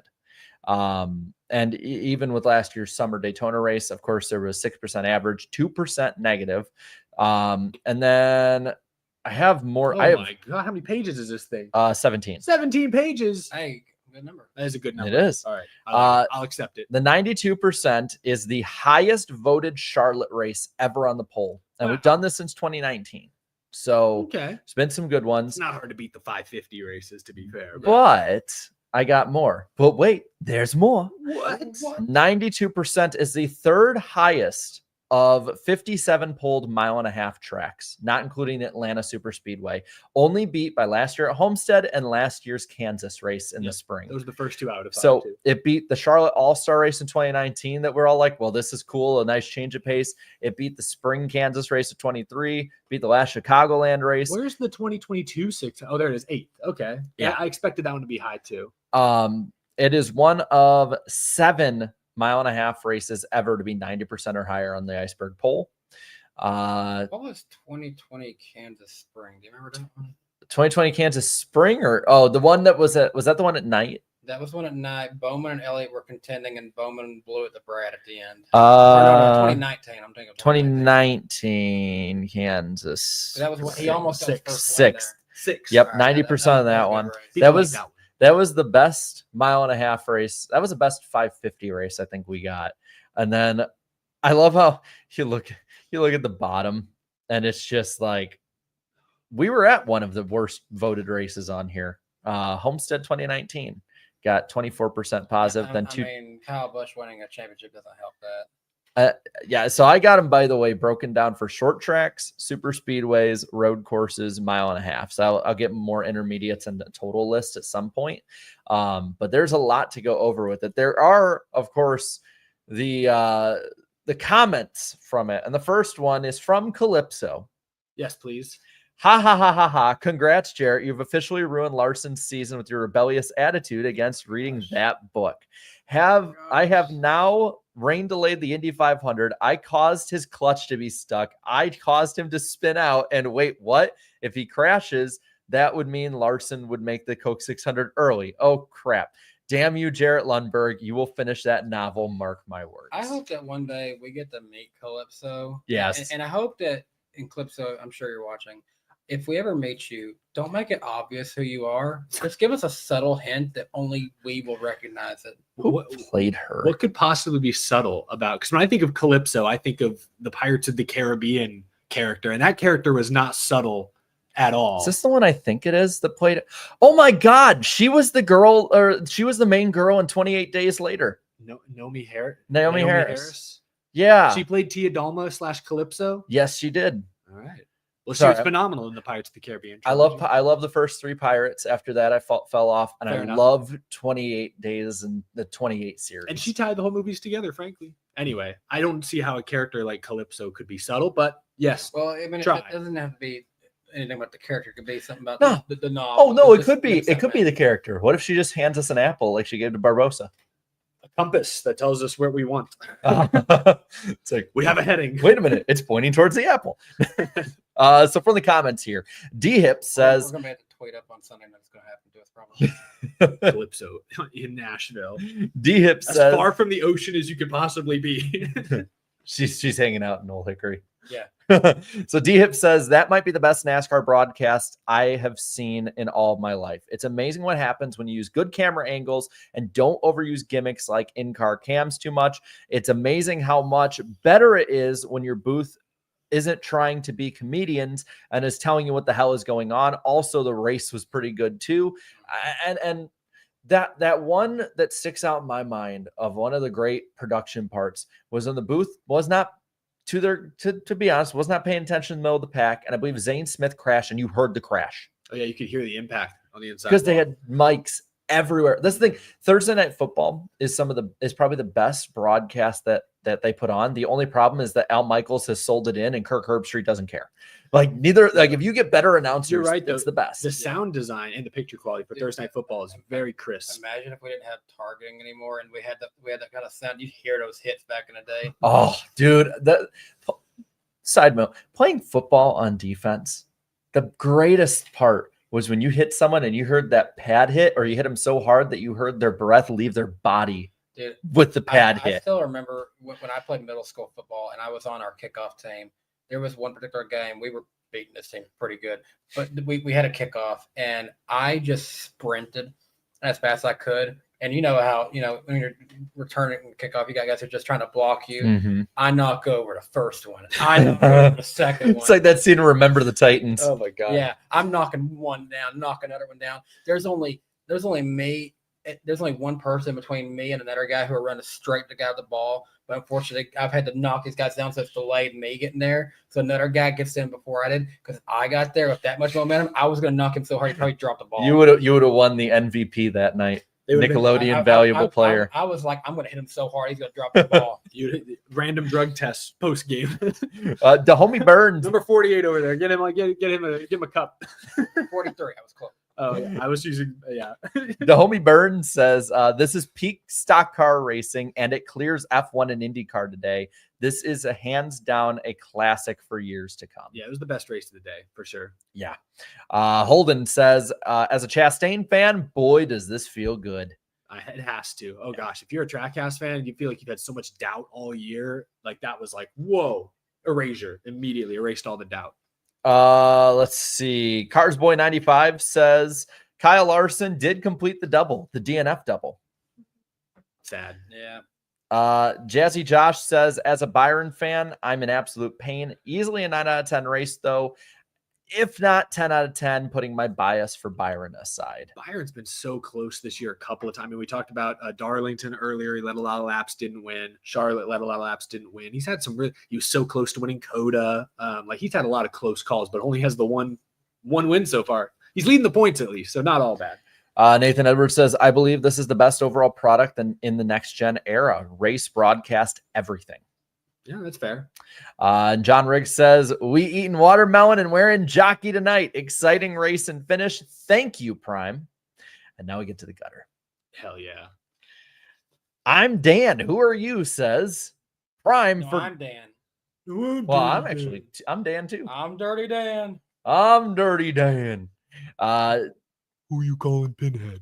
The funny part is both of our name. We both have Daniel as one of our names.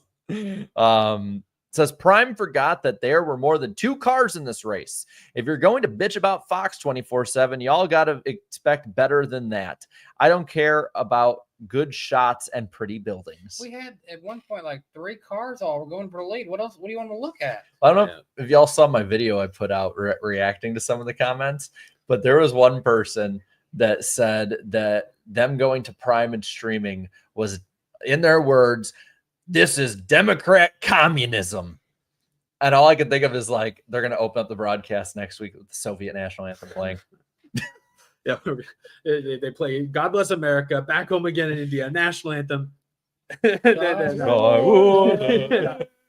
put that in my video too, like the opening of the broadcast. I would never support communism, but I can't help it. They got a banger. Hey, we support. You gotta admit it does sound pretty good. But hey, I mean, we supported Our Motorsports, comrade. Our Motorsports. How could we forget? Ethan here says Prime should be banned. This race should have been on Fox. I noticed that like all of the angry boomers that don't know how to use a computer were like, the whole year needs to be on Fox. And I'm like, yeah, no. Are those the bots that Mike Ford was talking about? Because I believe that. Is that the gutter? One more. The Sloth Nerd was the lowest one who said, this was the worst race I've ever saw. Rated it negative. That's crazy. That's crazy talk. That's not crazy talk. This is crazy talk. Blah, blah, blah, blah. So my point was, you just crumbled it up. But can we take a moment to acknowledge, again, we're usually in separate boxes in our own little world. Oh, yeah. Jarrett hand wrote the poll comments, including he hand wrote out your gutter comment. Yep. Every week. And then just crumbled it up like, that's another pretty week much. I mean, what else do you do with the gutter in the trash? That's what it is. It's just I can see satisfaction of throwing the gutter into the trash. If Briss is okay with it, I can see if I'll make it into the sink. You okay with that? We'll just pretend you make it. I can't. There's literally like a bucket of water in there, so don't throw it in there. Where is the dog's gonna eat it? Hold on. All right. He Uh, made it. Good shot. Woo! Yeah. There's a reason that I started on my basketball teams for defense. I got the assist. That was the poll, the famous iceberg poll. No, You can say that. She got the rebound and made the basket. We'll say it's an assist. It's the second best assist I've gotten this past week. I love you, honey. The truck race, we already talked about a bit. Corey Heim was the story there. So let's talk briefly about the Xfinity race. William Byron gets the win at Charlotte Motor Speedway. Had to rally too, because didn't he have a pit road penalty towards the end? Pit. Yes. Had to recover. Allgaier unfortunately stayed out. It sounds like he and his crew chief had some sort of disagreement. He was at a tire disadvantage, and that gave Byron all he needed to get the win. None of us picked Byron, right? Someone had. There's no way we all did pick Byron. I don't think any of us did. No. Because the thing is, anytime he's hopped in an Xfinity car this year, nothing has Wait. happened. Wait, no. Someone I picked picked Byron. Yeah, I was about to say did you somebody pick picked Byron? Byron. I thought for some we were talking cup race. Yeah, I picked Byron. Okay. Because as soon as that happened, I was like, damn it. I didn't pick him because anytime he's hopped in an Xfinity car, nothing happens, and then now it does. Yeah. But there we go. I guess that was the first hour of the show. Is there anything else? Well, Allgaier deciding on his own to stay out.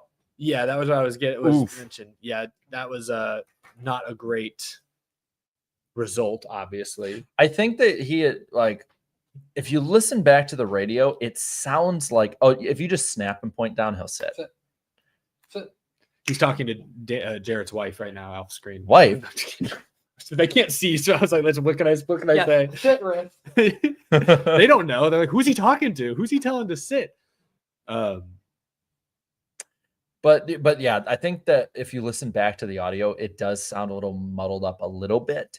Were they talking over each other a little bit? Well, it was like the normal staticky mic, and I think it sounded like he said "stay out," and it didn't, because I think Parker Kluckerman and Landon Castle on their show Did a fan hack into their radios and say, not "Stay this out." week, not this week, but just he would have won that race if not. He was so far ahead of Byron and anyone else competitive that the fresh tires would have made that difference for him. But the Xfinity race was pretty damn good. Yeah, it was a good race. Absolutely a solid race. I do feel, got to shout out my guy Brendan Poole was running top 15 late, got wrecked on the last lap. That's 2 big hits for Brendan in the last, 3-4 weeks. I know he was a little sore after that Bristol crash into Sheldon Creed. So, Brendan, hope you're doing okay out there, buddy. See you at Nashville this weekend. But with that being said, we just got a very generous super chat from Justin Drake. I think it's time perhaps for our very first super chat stage break of the evening. How's that sound, folks? Sounds good. I'll have a graphic for that. And for once, I will do the timer, actually. Sounds good. All right. Well, at the very beginning of the show, SW, thank you for the super chat, said, "We are having fun with Prime, y'all." Oh, where's it? Where's that? So this thing, we're not going to hear it, but This is fun. We're having fun. I'm really very much enjoying the new broadcast. This one from, oh, my screen's too far away. I can't even read. From Barn Cat. Thank you for the super chat. We're going to hate it when NASCAR goes back to cable. Yeah, We are. just a few weeks. Although if you have HBO Max, you can stream it on Max. Fair.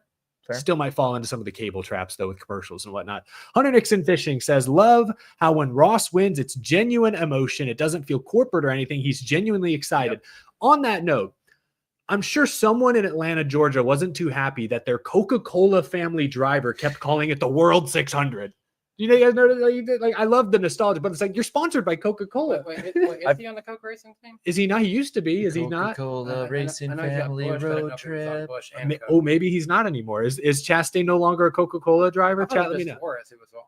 I thought Ross used to be a Coke driver. Maybe I'm completely wrong. Either way, I did appreciate the World nostalgic 600 name. is what it's historically known. Yeah. I just thought it was funny because I thought he had a Coke deal. Does he not have a Coke deal? I don't think he does. I don't think he's part of it. Chad hasn't corrected me yet. Well, I'm gonna go get a water deal really quick. Bush and Coke are not related, so it wouldn't matter. Yeah, I don't think. But it wouldn't make sense to have beer and be Coke. I don't know. I guess I don't mix beer and Coke, but you can mix other things in Coke, and it's pretty good. All right, so maybe I'm wrong. Maybe Ross not a Coca-Cola driver. I thought he was for some reason. My mistake. Back on track.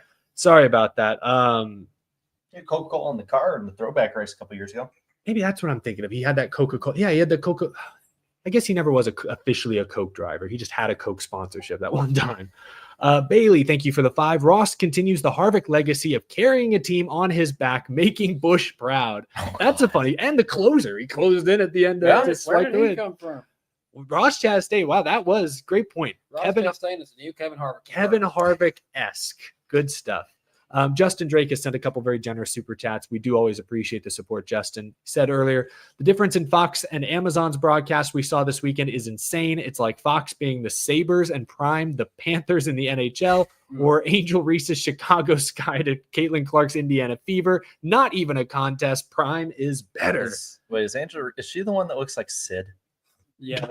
Oh, is she? Okay. I just know she's like, she doesn't score, but she rebounds. She's got a meal at McDonald's. I see all the memes of her. Oh, wait, she's the one that the brick by brick gif always pops up on Twitter about. Okay. But thank you, Justin. And Alex Left says, I was at Indy both last year and this year. This year wasn't as good as last, but at least there wasn't a 4-hour rain delay. Yes. Get home as expected, as scheduled. That's always a plus. You're approaching 3 minutes, but we kind of got you a little off track, so you want to do a few more. We'll do a few more just to make sure we knock a good number of these off the board. Mitchell says, super cool to see the in-person show. Also, give me a Prime simulcast for all races ASAP. I would love if they could somehow work that into the deal. Like, we don't have F1 TV as NASCAR fans, but maybe that could become Prime. I'd be down. Oh, I'd pay extra. I'd pay extra than the 15. Yes, I would, honestly, frankly, because I could cancel probably one of my cable, like probably my Fubo or whatever. My dad wouldn't like it, but I'd probably cancel the YouTube TV. Yeah. Then just use Stream East for the Vikings. Fred Dog 81 says, what's up with Seabell and the spotter? If they're on good terms and are performing well and winning, why make the change? Something isn't adding up. Yeah, I haven't kept up with this story. It sounds like it was Stevie Reeves' decision to leave. Bell says he was surprised.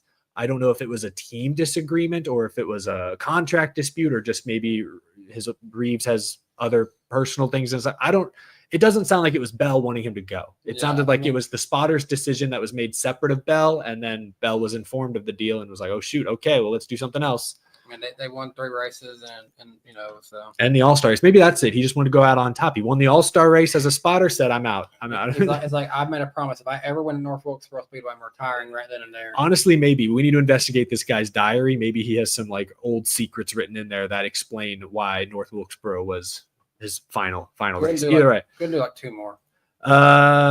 Logan King says, Byron's sad face. Byron's happy face. Yeah, he is very stoic. That is true. And then Bailey Reichert, another, says Corey Heim was 6 years old in 2008 when Crafton won his first race, and now he has matched him in wins. Wow. And Crafton is still racing. That's what's so insane. I'm going to do just a couple more real quick here because they're quick. Shadow Fire Sign says, Eric, where's your NASCAR or Raising Cane's shirt? I am dressed kind of plain tonight. Yeah. I didn't realize that we all had like the graphic tees going. There is a Raising Cane's on the way home. I could get him another shirt. I know. I did not come prepared with merch that matches my brand. Rick, do we have any chicken ready? Oh, no. Damn, we don't. No, but I did put her in a croissant onesie. Oh, it's in here. We got our daughter a croissant onesie. And we're not going to show her on air. This is just for the hosts and a host That's family. adorable. But yes, there is a croissant. Freshly baked. Yes, very fresh. That might be one of those that one day you need to post just the onesie and no face one day. What would it be, Danny? Right up to the mic. What is on it? Croissant. A what? Croissant. Croissant. Croissant. The flaky, the buttery croissant. Tyler, are you going to finish that croissant? Well, I guess now be Kyle. Mrs. Neutron, are you gonna finish that croissant? Jimmy's man.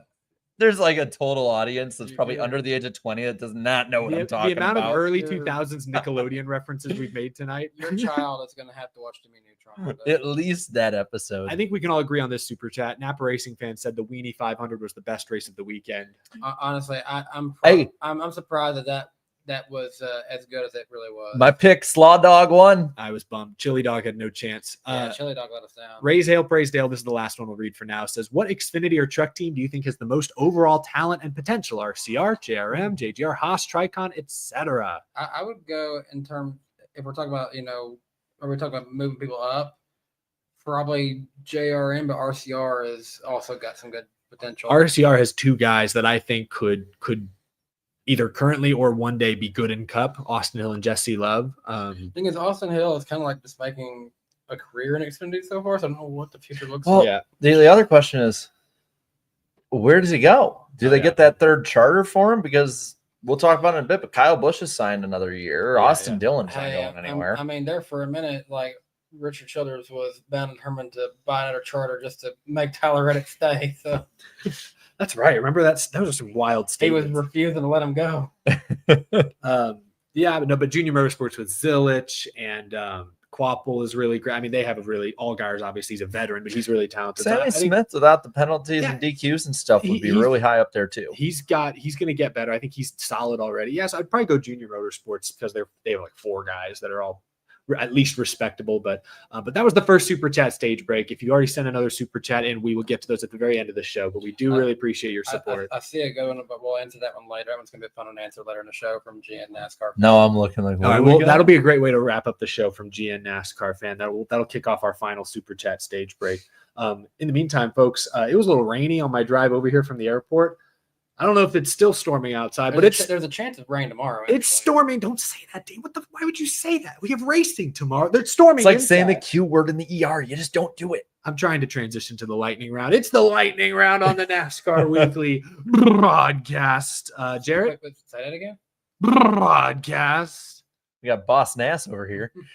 What do we got, Jarrett? We got a little bit. So real quick, obviously next week we'll be on my channel back on Wednesday. I know there were some people that were upset we weren't on Wednesday. The W in NWP stands for NASCAR Wednesday podcast. Ooh. It actually does. We've never told anyone that. Well, now the secret's out there. There are some people that say we should actually do it on Mondays, but NMP. That doesn't roll off the tongue as well. It's harder to say. Monday nights haven't worked for NASCAR things before that too much, but of course we have the main channel, or the side channel I should say, which I will admit after the last week or two I have been slacking on, so I apologize for that, but there are updates every week when we go live. understandable. Have a good day. ARCA points leader LeVar Scott has been penalized 6 driver points, moving his points lead over Brennan Queen and Lawless Allen from 10 to 4 How this will past he week. ever recover? Wow, 6. Like, how could he do this? I do wonder how they like get to that number, Yeah, because I'm not well versed in ARCA. I will fully admit. Yeah. I am sorry. What did he do exactly? I kind of missed that. I don't even remember. I think it was some infraction. Kicked a puppy. Something horrible, probably. LeVar Scott. They're not Chip Ganassi. That's a good reference. Uh, Sorry, I didn't mean to put LeVar Scott on blast like that. No, they probably just like cheated or something. I don't know. They're probably gonna put it in here anyway. Yeah, someone let us know in the chat. What did they do? What did he do in the chat? I see Braden in there. Ka-chow. Chat is not filling us in. They're calling you a professional slacker though, Jarrett, which is at least you're professional about it. Yeah, very professional. So Jimmy Johnson one's here. One, he has said that the 600 was not his last start. And also he is signed with Hollywood agency WME Maybe that's Wednesday, Monday Entertainment, to represent himself in Legacy Motor Club in areas on and off the track, according to Sports Business Journal and Adam Stern. Tom Cruise, among other producers around him, have confirmed they're in talks of creating Days of Thunder 2. It's important also to note the last, I believe it was the Mission Impossible that came out. Jeff Gordon was at the premiere with Tom Cruise. They're good friends. The director of Top Gun Maverick is in talks with it, which if there's anyone who's going to resurrect it and have its own modern feel to it, but have great moments, like it's that group. I just ask, please bring Michael Rooker back. Yes, need Michael Rooker. I love Michael Rooker. Ever since I got to see him the first time on The Walking Dead as Merle. If we love could, him. If we could see him, maybe at this point he's gotten into crew chief. Maybe he's like replaces like Robert Duvall's role. Well, because Rowdy Burns was based on Dale Earnhardt. Because Dale Jr. talked about Tom Cruise came to visit Dale Earnhardt. Jeff Gordon and Dale Earnhardt is what they were trying Yeah, to do. before even Jeff Gordon was there is the crazy part, because it was more based, I think, on Tim Richmond. But fun fact about Michael Rooker. So I got to meet Michael Rooker a couple years ago. They used to have these Comic-Con things called Walker Stalker Con for zombies, and like zombie media. And so I met Michael Rooker, and he had a City Chevrolet hat on. And it was this white and red one. And you could tell he was toasted. He was so lost in the sauce that day. He was so much fun, because it was me, my brother, and my dad that met him. And when we got up there, I was like, hey, that's an awesome City Chevrolet hat. And I saw it had the 5 on the side. And I realized, I'm like, that's a cool Dale Jr. hat. It was a hat they made when he had tested the Adidas car with in 2007 when he went to Hendrick Motorsports and was testing, I think at Texas or Atlanta. And he didn't know. And so I showed him, and he's like, I loved his daddy and I love him and I watch every week. And one of the coolest experiences, because we started talking NASCAR, and then when he signed this, we took a meet and greet picture with him, and he was so drunk he like had sunglasses and a hat on, and it looked like it was Weekend at Bernie's. We were like holding him up, and he signs it. He goes, to Jarrett, Riely, and Dad, and then puts a question mark behind the dad part. And gives my dad this huge bear hug. Michael Rooker, if you ever meet him in person, and if they do Days of Thunder 2 and he's in it, he will definitely be at a NASCAR race. The best celebrity you can possibly meet. So I know we're lightning around, but I want to kind of talk about that for just a little bit. So I think if we do see anything like that, I think Tom Cruise being in a role where maybe he's like mentoring somebody, or maybe he's a car owner at this point, or something like that would be fun. I mean, the F1 movie has like a 62-year-old Brad Pitt driving for the first time in F1. So if you guys could cast any actor who wasn't in the original Days of Thunder, who would you cast, and what kind of role would you have them be in? I could see. So they're at risk of creating the same plot as Cars 3, but say they do. Say it's Tom Cruise. They do it better. Mentoring a younger rookie. The young rookie is going to be Timothy Chalamet. That's a good He's one. He's hot. He's like he's like trending. What's that guy's name? Glenn Powell. Glenn Powell. He would. I think he'd be good as a similar. Top Gun Maverick. No, he'd be good as a similar role to what Elvis. I can't remember his name was. Ryan Reynolds. He's like 50. Ryan Reynolds is Chris Rock. Who said someone said Chris Rock? But he'd be like that good-looking kind of villain driver to go against, because he has charisma. Good point. He'd be like that modern twist on a Rowdy Burns type, because you can't have the same type of character in the sense of who they are. The main character though, that's got to be that's the interesting part, because if you don't cast that right guy, it has to be somebody. To me, it has to be somebody you can believe would get into a fight. Because if it's a NASCAR movie, somebody has to get into a fight at least at one point. It has to be somebody you would think you could see that person playing a character that would like break the law, run from the cops or something. Like, you got to make this guy a rebel. Like, and not like Tom Cruise where he's a fish out of water. This guy needs Butler too old. Ooh, he played Elvis, right? He was Elvis. That'd be a good one. I just thought of somebody who would be a perfect like older veteran driver that's kind of been there a while. 43 years old, Chris Evans. I mean, he can play that I want to punch you in the face asshole type. If you've seen him play Johnny Storm in anything, whether it be Deadpool, whether it be the Fantastic Four movies, he'd be good. Don't think of Captain America Chris Evans, just see other things Chris Evans has been in. Plot wise, I would love it if the main character that Tom Cruise has to, because we call him Tom Cruise, but what's his name again? Cole Trickle. Cole Trickle. So let's say the main name. character that Cole Trickle has to mentor over. I don't want it to be somebody like him that's coming from open wheel or he's struggling or something like that. I want this to be somebody, this is his last chance. He has gotten in trouble with the law. Maybe, I don't know, maybe drug abuse. Maybe he, got into fights, whatever it might be. Silence his mic because he's giving away good ideas. He could go into like an office and pitch this to the studio. And if Get someone's Paramount listening, on the phone. if someone's listening, I would love take your that. idea for free. I'll take full credit and then I'll make a lawsuit in 5 years or something. I don't know if that's how that works. We'll find it. It's America. You can sue anyone you want. But like, I think that would be great. Is like, this is his last chance. Dude doesn't care about anything, doesn't care about living, any of that. And Cole Trickle has to reel him back in and be like, I was at the depths you were at, maybe for a different reason with the injury. Here, we need to get you back into this and you're going to be a star kind of thing. Because that'd have to be a love interest too. Ooh, Timothy Chalamet. How would NASCAR fans react on that one? I mean, it's 2025. We're going into June, so I mean, look how that reacted to Prime. But who, God, because like they had Nicole Kidman in the last one, so like who's somebody that's on the up and up? That Sydney Sweeney is in the chat. She's in everything. She's not actually in the chat, but someone mentioned her name. Jenna Ortega. She's trendy. She's kind of trendy. But who's like, Emma Stone. I'm a big Emma Sadie Stone Sink. fan. She was in The Whale and Stranger Things. She's the redhead, I believe. Yeah. I think she'd be good. She could do it. Adam Driver. I don't think we're casting the same people. The chats are all. Yeah. Adam Driver should have probably played Snape. Yeah.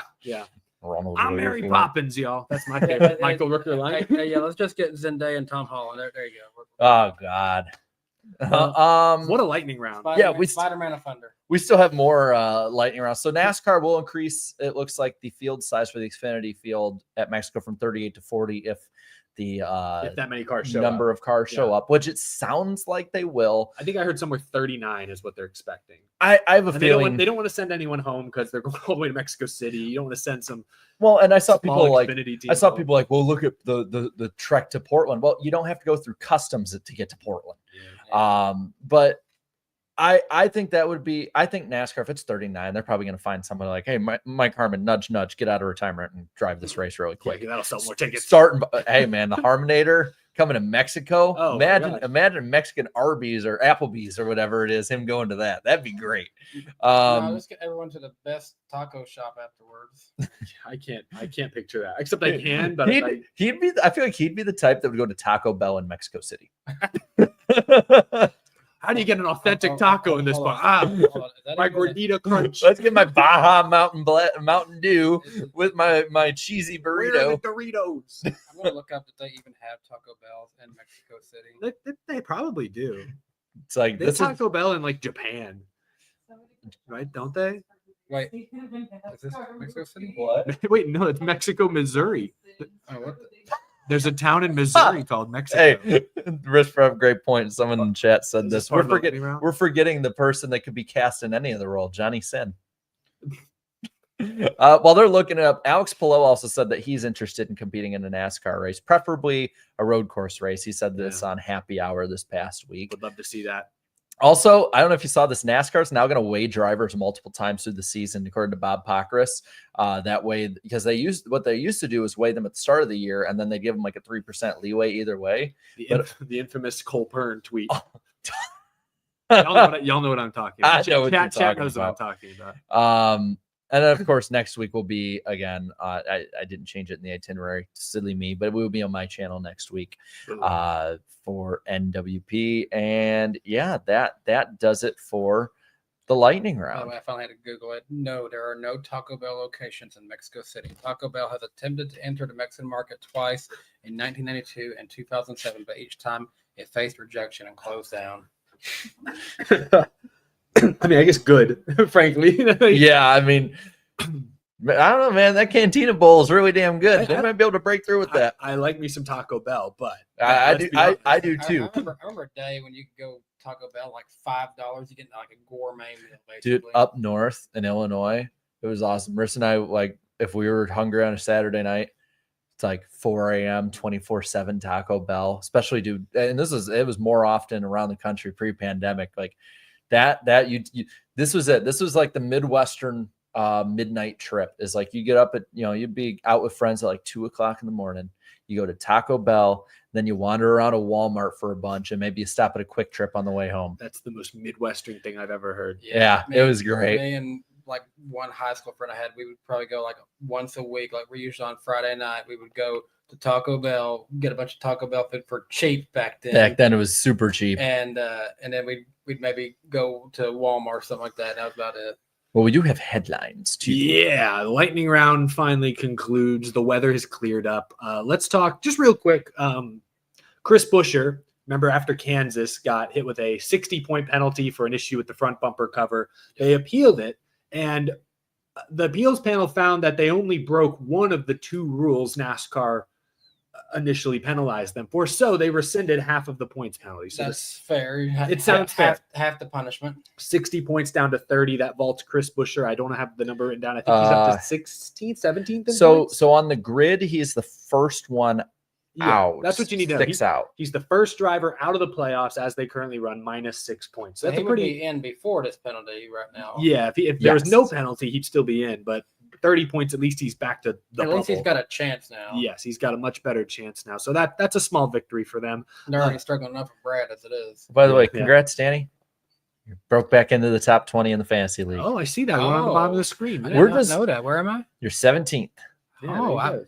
I've been having Look at some good runs 19th. then. You're ahead of Kyle Busch's an ass. That's a good stuff. And hot. I love Hot Wheels. He has the We're- best name in the state. We're not even gonna put on the board. I'm like 67th now Ugh. because I forgot to change my lineup this past Oh, I've week. done that before. It's brutal. Yeah. I like wake up in a cold sweat. I'm like, I forgot to swap. I'm curious. Shit. How did my lineup do this?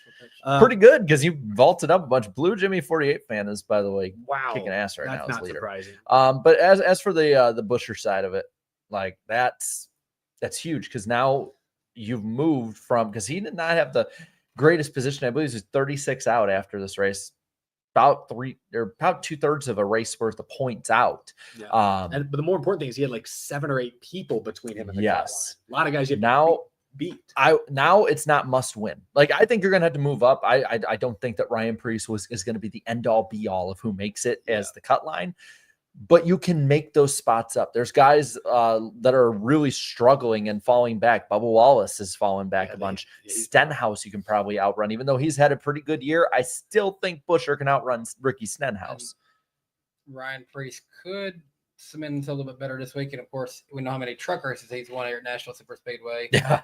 I'm curious, going, he was in SHR equipment this year, being in RFK equipment this year. I wonder how good he can do this weekend, honestly.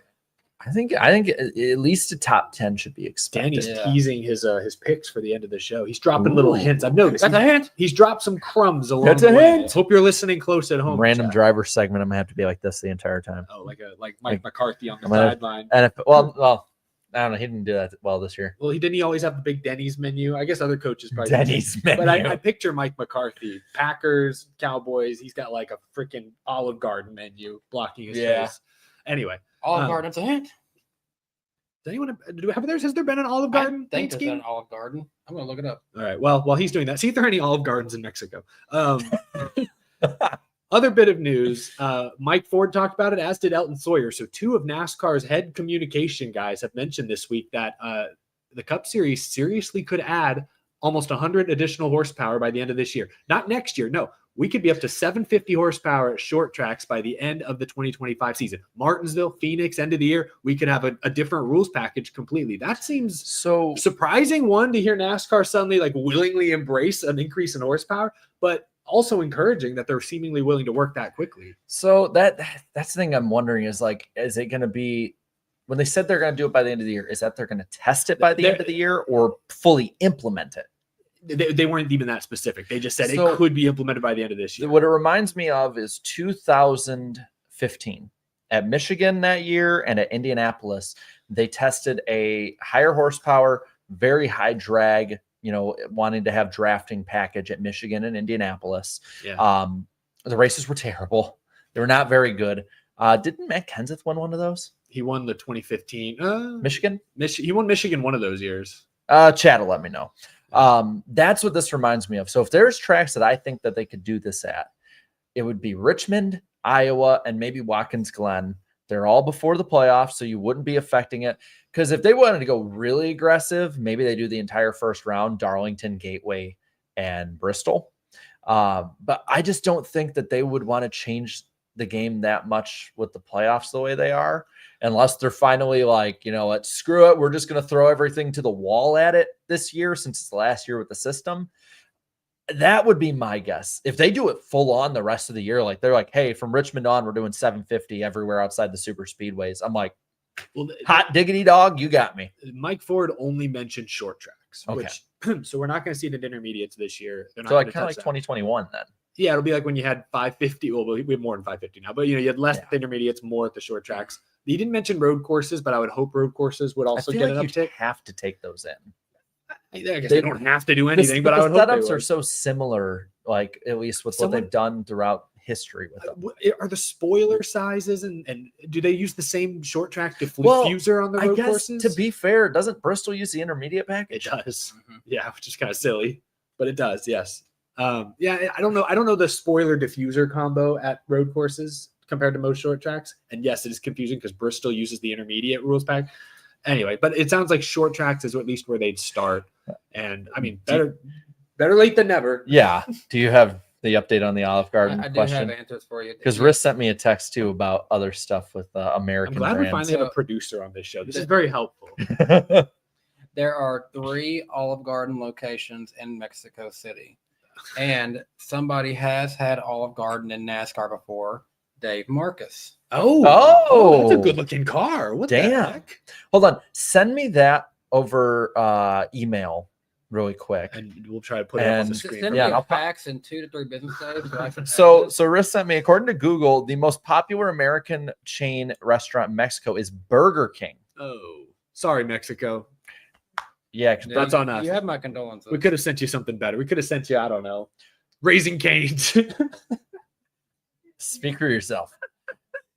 Taco Bell, man. It's better than Burger King. I I'm mean, literally sending Jarrett an email. Dave Marcus, Olive Garden, 1995, with a picture of the car. Wait for we're it. waiting. Whopper. I see the chat.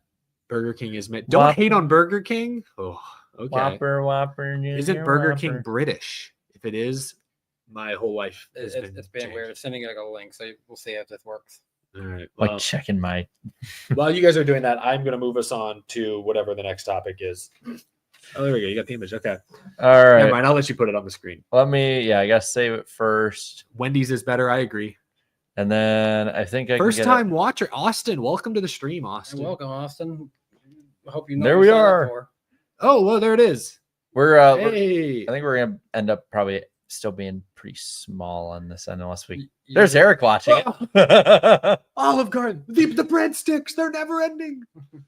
They're getting bigger, or I'm getting smaller. And now we lost it. What is going on? We're back, guys. It was crazy. There were breadsticks, endless soup and salad. It was I disappeared from my own home for a moment. wild. Jason is also first time watching. Hello, Jason. Welcome, Jason. Welcome Welcome to all the new viewers / listeners. Well, gentlemen, now that we've gotten our Olive Garden fix, let's I talk. didn't get my fix. I want some breadsticks. We'll go after this. Are they open 24/7? I mean, hey, I'm Riss and I are free Saturday night Let's. There's after the Xfinity after race. the Xfinity race, maybe we can make that happen. Kyle Busch confirmed will be back at Richard Childress Racing next year. The team Poor picked guy. up. The team picked up his option for 2026. Reaction.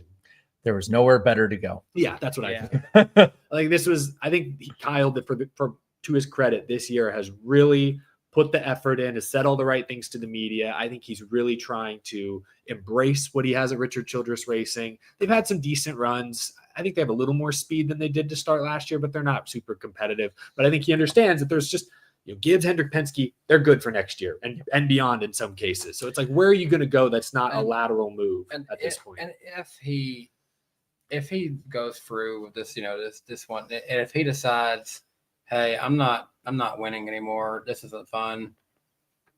Do you think he could finally make the switch and decide, hey, I'm going to go after that truck championship? Do trucks for a couple of years? I still think he wants to be racing when it's he wants to be Brexton's racing turn. when Brexton. So that's why I'm like, just go to trucks. If Matt Crafton can be around this long, I'm going to say something. I don't want to see Kyle, but if Kyle wants to do one full truck year, try to get that title, I'm good with it.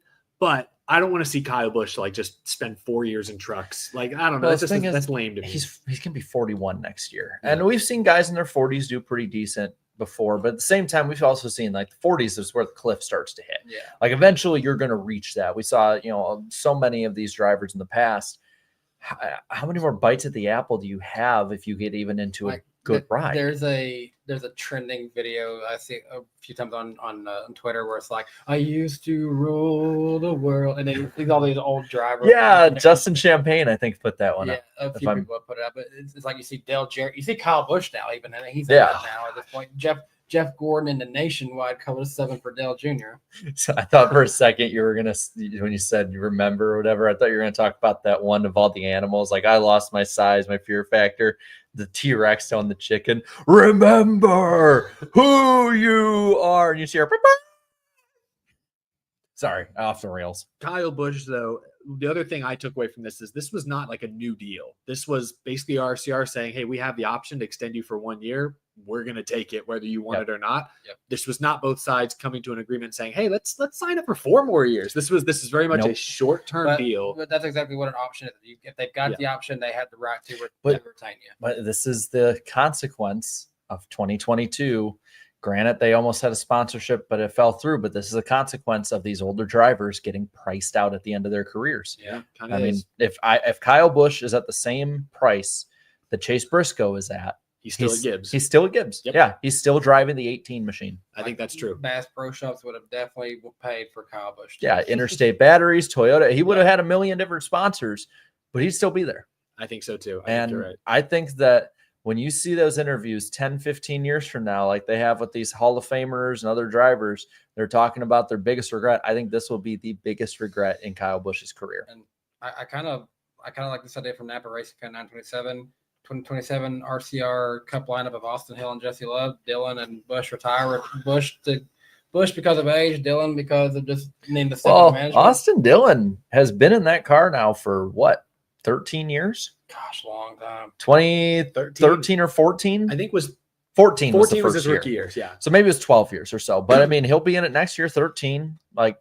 It's amazing. I look back to the first year we started doing this, 2018, and he's one of 5 drivers still in their rides from then.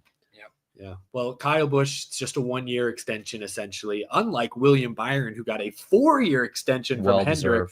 He is signed with Hendrick Motorsports through 2029. So off the top of my head, I believe Larson and Bowman's deals go through the end of 2026. Elliott is the end of 2027. And now you have Byron through 2029. So Byron was up next. It's like in the NFL, you got to pay the quarterback. Who's up next? They paid him. He's locked up. You had to do it because he's great. He's leading the points. And next year will be interesting, though, because while I don't see any reason they would get rid of Larson and Bowman, Bowman, he's had a few rough weeks in a row now, but I still believe Bowman's solid. I don't know if there's an obvious better candidate out there, but it'll be interesting next year. They're almost certainly going to extend Larson. What do they do with Bowman? Can they get both those deals done in the same year? That's what I think. I think they can. I think they could keep this same driver lineup until at least 2028, because aside from Larson, that would keep at least all those drivers have been there at least 10 years then. Yeah, I like the current lineup a lot. Yeah. If here's the thing, if Ross Chastain, we don't know his contract status, if Ross Chastain becomes available at the end of 2026, I would replace Bowman with Ross Chastain. I think Ross Chastain. I'll put a different one for you. Okay, Ross Chastain or Carson Hocevar? Or you mean Bowman or Carson Hocevar or Ross Chastain? All 3 of them, actually. If we put them in a poll, I would take Chastain. Out of those 3, I would take Ross. If we're talking about next year or the year after next, I guess, whatever. I would take Ross first. I would take Hocevar probably second, and then Bowman third. They're all very good. I think you can win races with all 3. The thing is with Hendrick's current lineup, I think based on consistency of having them in since what was it, 2021 is when they first got, they got Larson in. Larson, yeah. I don't think there's been a Hendrick lineup that's stuck together this long and been this good this long. Because like we had the super team of like Dale Jr., Jeff Gordon, Jimmy Johnson, Casey Kane do well for a few years there, but Casey Kane fell off, or Dale Jr. was just getting back, or Jeff Gordon was struggling for his standards before 2014. I don't think we have seen Hendrick Motorsports be this strong, this long, with this like consistent of a core ever. Which is insane to think about. Like when you think of the greats that have raced for Hendrick Motorsports, you know, and then come in through the years, it's impressive. Here's one thing on that note before we move on that works in Alex Bowman's favor is that Ally is signed on through 2028. So, I mean, part of that makes that's why I think they will keep at least this lineup until 2028. I think that potentially is very likely, but there's no reason to break it up right now. No, Byron getting an extension was a no-brainer. And although I know people say, "Oh, Bowman's not that great," the man still won last year. He's still contending for wins. He's just got to stop wrecking in front. He's running top 5. He's done that 2 or 3 times. This thing, he's running up there where he should. Yes, but then he's wrecking. But that so was Larson. Larson's running first in wrecking. But the thing with Bowman is there'd be so many of those times where he would wreck, but he wouldn't be running top 5. Or so you're right. There's progress. There, like, yes, there's those incidents and issues, but like that 48 team has speed pretty much every week. I mean, Hendrick could win any race any week. And any of their drivers. Any week. I know that there's this stuff about Chase Elliott. Won Chicago last year. What? Well, he's a pretty good road course racer. You know, he's good at COTA. He's not a good road course. He's good at Circuit of the Americas. If you look at the numbers, apparently Chicago. He's fine everywhere else. But yeah, like nobody was picking Bowman in that race. But like people, he won it. Like a lot of Chase Elliott fans, like want to tear everything up, or he needs to go. Like I've seen Chase Elliott fans where he needs to go somewhere else, and I'm like, no, he doesn't. He's still 4th in points. Like a bad year for Chase Elliott when he's not, attempted murder on Denny Hamlin or getting injured early in the season. He's running top 5 in the points consistently, is putting these streaks of top 20s and top 15s and all that together, which I know Hendrick Motorsports, that's expected. But I mean, he's not wrecking it out every week like Kyle Larson is, and apparently Alex Bowman. Like he's not. You're right. I mean, all 4 Hendrick guys could make the championship 4, and we wouldn't be shocked. Like that's where we're at, which is a really good place to be. And Bowman was on track to being around a bit. So when we criticize any Hendrick drivers moving forward, someone just kind of reference people back to this when they say that we're all Hendrick haters here. No. Even the Alex Bowman fan, you're a Hendrick hater apparently. I also want to correct myself. Alex Bowman also has really good numbers at the Roval, so that's 2 road courses. He's very right. He's probably the best. He's done everything but win the Roval. That and COTA, the best 2 tracks he haven't won. And then one more that snuck under the radar this week. Yeah, AJ Allmendinger, I think, was it Bianchi that reported or leaked that he is staying with Colleague, which feels like a no-brainer. I don't think there's any reason for him to leave Colleague as an organization, but being in Cup still, yes, kind of interesting. We were very skeptical when they announced this. Hey, buddy. No. He's trying to trip over the wires. He's trying to, this. Here, come on this side. Okay. But we were, all 3 of us were very skeptical when this was announced initially. But not of AJ as much as we were of just Colleague in general, because they've been, outside of Legacy and Rick Ware, they've been kind of in that tier the last couple of years. Yeah. Outside of, SVG or Allmendinger at a road course. And the eye test does not match where Ty Dillon is in points either. Ty Dillon has been top 20 a lot of weeks and problems happen. He's doing just fine. I think there is something to bringing Ty Norris over at the end of last year to just help build out their business side. And money buys speed somehow, some way. Whatever he's doing is probably translating to their on-track performance. AJ, you take out those 2 engine failures, Allmendinger's in the playoffs right now. Yep, easily by probably a considerable margin. I'm losing my voice. Yeah, excuse me. He has surprised me. Fetch me a beer, Rhett. Fetch me. We're working on that. Fetch me a Budweiser. We're working on that. What good is he? I know. Like, what good's a dog if he can't grab you a beer out of the fridge? He knows how to open it. Oh, that's a odd trick. Well, when we got him, he learned how to. He learned how to open. We don't need to encourage that. Yeah, I don't know if I want him opening my beer. I don't. We learned when we got him that he knows how to open the fridge and the pantries down on the floor level. That'd be kind of. Imagine waking up in the middle of the night to pee and you see your dog on his hind legs opening your fridge. That's a horrible. He would be a skinwalker. He would very much be. Now I see where he gets the nickname. Chat just says what? I'm telling you, Meanwhile, he's like, unique. I'm just like petting this sweet dog right here. He is a good Aw, pup. what a good boy. So, God, it wasn't maybe the biggest stories ever, but those are fun segments. But those are three big like so this is gonna be a fairly quiet free agency by all expectations. Maybe. I know there's some Suarez is a big domino. there's the interesting part, at least what I heard rumors this week. Yeah. The interesting part might be what happens with the schedule coming up. That might be sure. the stuff we're going to hear some rumors about in the next couple of weeks. Sure, for sure. And the schedule could impact, I imagine SVG will be back another year, but that could impact some of these guys' status. If you're only a road course ringer. See, I'm curious if they don't have a system picked out for next year, what is the schedule going to be? Are they just going to basically hey, we're just going to base it on how it is now, and when we pick out the new point system, we go from there? Because they probably need to announce both roughly at the same time. But yeah, no, that would be tough. I think Holler Talk had said at one point that there could be as early as midsummer an announcement on next year's system. And then there's talk of a midsummer announcement of the schedule. So sounds good. Yeah. Works for me. Be a lot of fun. There have been years where they waited until August or September to announce the schedule. That's crazy. So what do we got next? Are we at the fun segments yet? I think we are. I think it's time for some fun. First, starting to get tired, so I know it's time for fun. We're having fun. I'm not going to play that over and Jarrett, throw the graphic up on the screen. So it's our prediction segment. Every week, we each will make 2 NASCAR, motorsports, or show-related predictions. We keep track of them every week and hold ourselves accountable. And we try to keep our predictions fairly contained.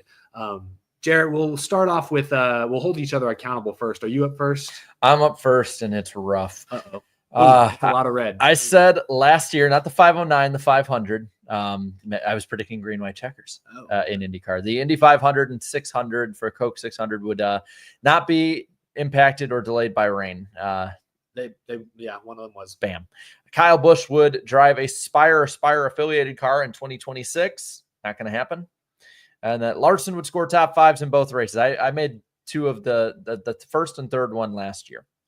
Danny. Tough. Said viewership for Prime's first race, the 600, would be higher than FS1's first race, the All-Star race. It very much was. You said Kyle Larson would not complete all 1,100 miles. You were right. Unfortunately, you said I'd reach 100K, and I was about 13,500 away by the Coke 600. You also said Alex Bowman would finish top 10 in all 5 Prime races.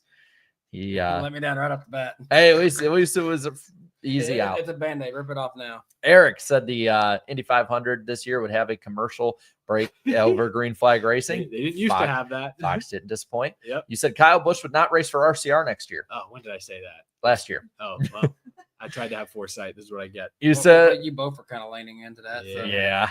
You said Carson Osevar would be top 15 in points after the 600. Dude, you gotta stop blowing engines. That's not his fault. You said Kyle Larson would lead the most laps in the 2025 Coke 600. His teammate did. He was on track. And you said that they would show Carl Edwards' 2011 All-Star wreck in the 600 broadcast. I'm shocked at it. I saw his celebration, but not the wreck. Yeah, I didn't keep a close eye on it. So you might have noticed we did a little different order this week in the accountability session. That's because we have a different order altogether. I am leading still at 32.26%. Danny now in second at 31.43. We are getting close here, man. Back to when I was like 8%. Oh, God. He's having the comeback of a lifetime. Eric at 28.21. Gutter at the moment.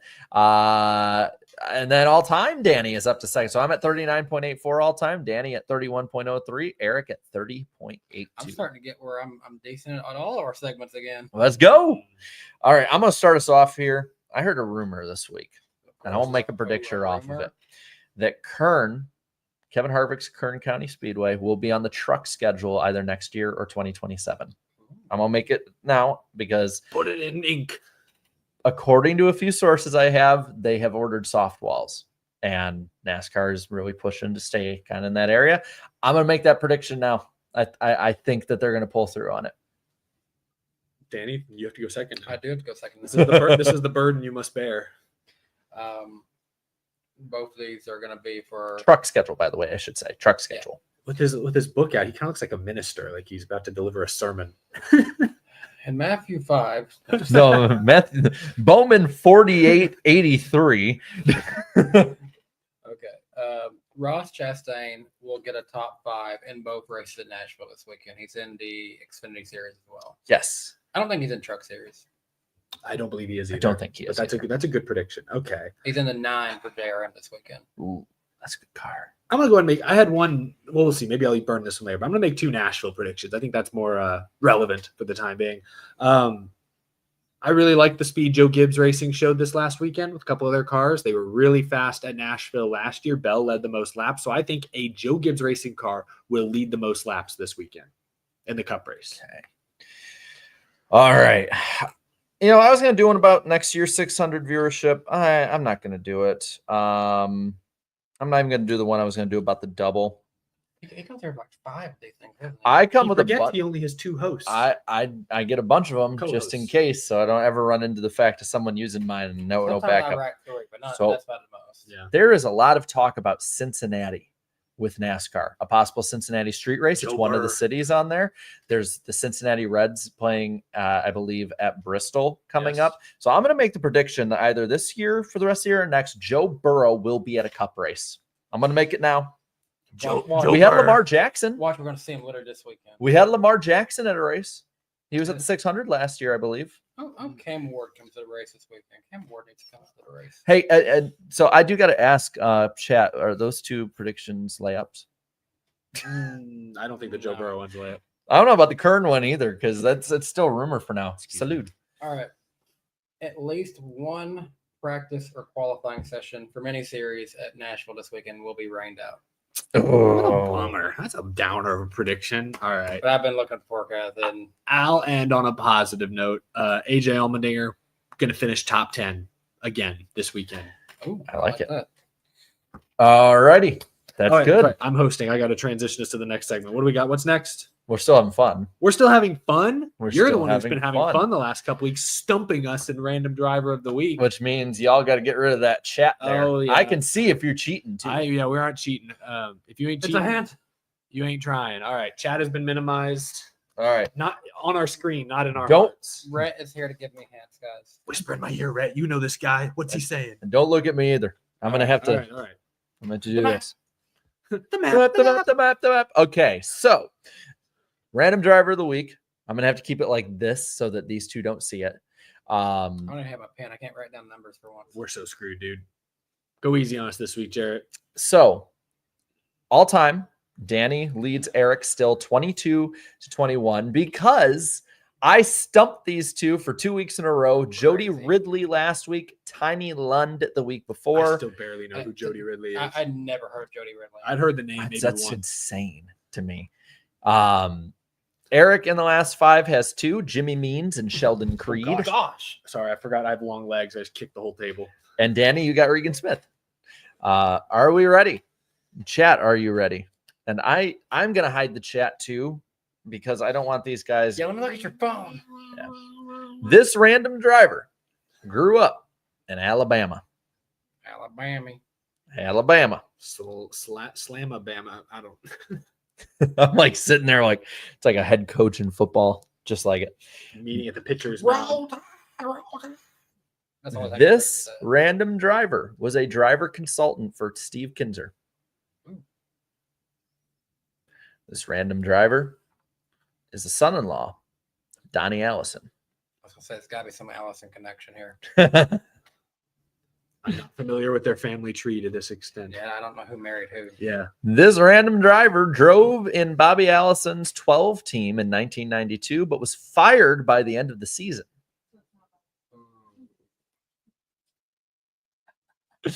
This feels like one we should get. I've done a video on his team, but I'm blanking on it now. Oh.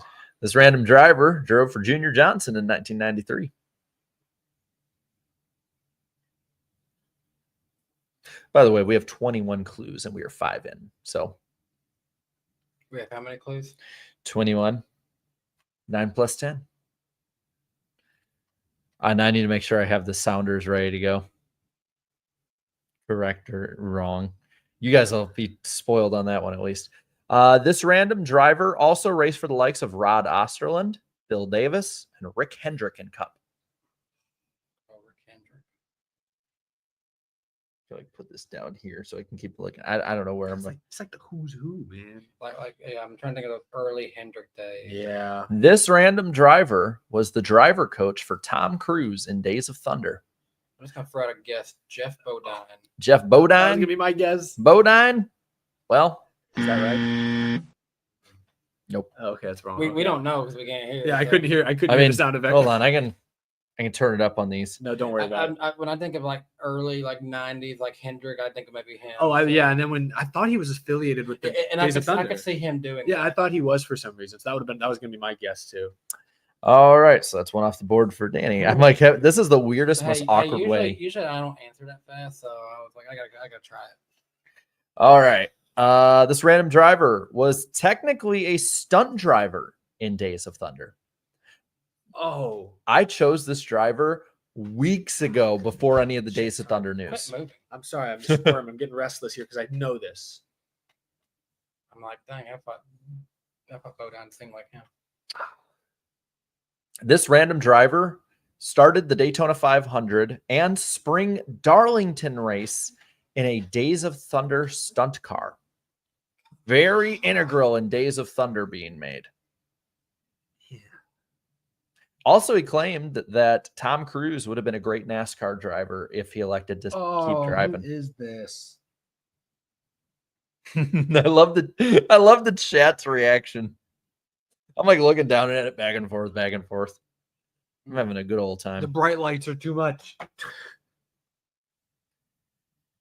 This random driver never won any NASCAR race in any series.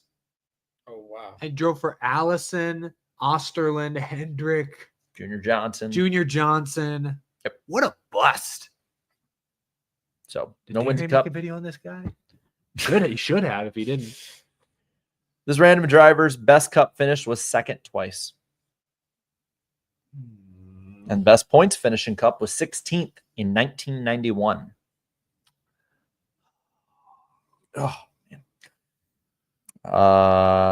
This random driver raced for Brett Favre's Xfinity team. I wonder if he stole for the poor to fund that. I don't know that story. Didn't one of y'all make a video on I Brett did, Favre? but- That was you? I just remember Dale Jarrett doing a lot more with it. Dale Jarrett. It's my first guess. Dale Jarrett? No. Okay. Is he from? He's not from Alabama, is he? No.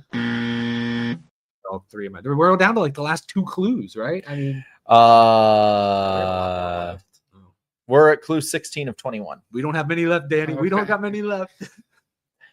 This random driver was the last member of the Alabama gang. I don't know who all. Neil Bonnet. That's your guess? Yeah, that's not the. Is it wrong? Yeah, the. Oh, I could hear it that time. Yeah, I turned it up this time so y'all can hear it now. So that's 2 off the board for Eric. It's okay. One I'm for just trying Danny. to think of like who would have been doing that with Hendrick at that time. Yeah, I'm so mad that I don't know this.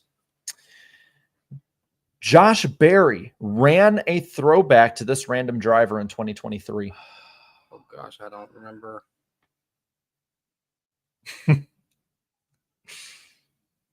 Man, I'm going full Christopher Bell. We're going to go 3 in a row. Josh Berry in 2023 would have been Xfinity Series, I think. Right. You said Josh Bilicki, right? Berry. Oh, I thought you said Bilicki. Berry. Oh, my bad. I thought you said Bilicki. This random driver beat Dick Trickle for the 1989 Cup Rookie of the Year. He beat Dick. I'm just gonna waste one. Ken Schrader. Ken Schrader. Wrong. We each got one more, Eric. I'm so embarrassed, dude. This Jared's gonna get us 3 weeks in a row. Jody Ridley. Honestly, I don't even feel bad This about is that one we should know. Yeah, this though. one's bad. The bright. I'm not even kidding. These bright lights, they're getting to me. I'm seeing Yeah. double. I'm seeing my demons. You know, you got Eric bad when the glasses have come off. Oh yeah, I'm massaging my temple here. This Focus. random driver was replaced in 4 straight Cup rides by Jimmy Spencer. I almost guessed Jimmy By Spencer Jimmy. earlier. So I've literally used this random driver before in this segment as a clue for another random driver because we've talked about this before.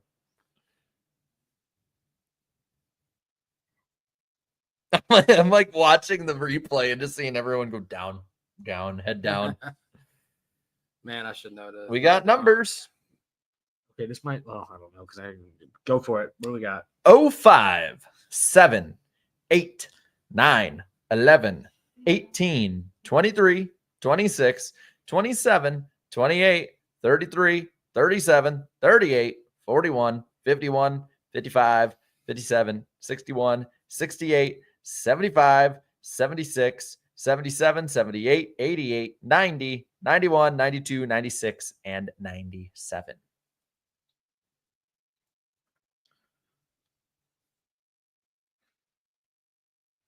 Chad Little. Is that your guess? Sure.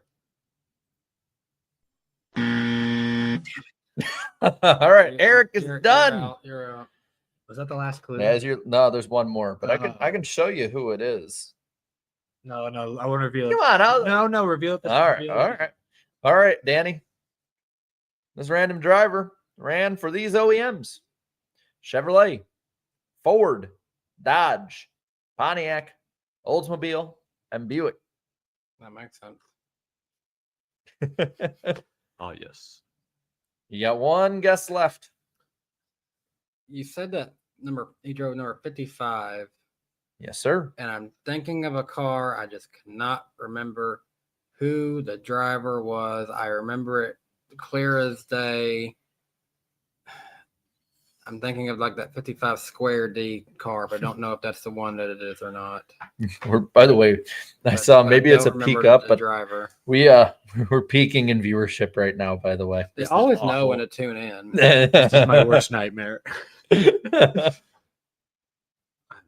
I'm so brain dead right now. I'm gonna quit blame jet lag, even though I didn't leave the time zone. Jet lag. I'm just- That's my final answer. Jet lag.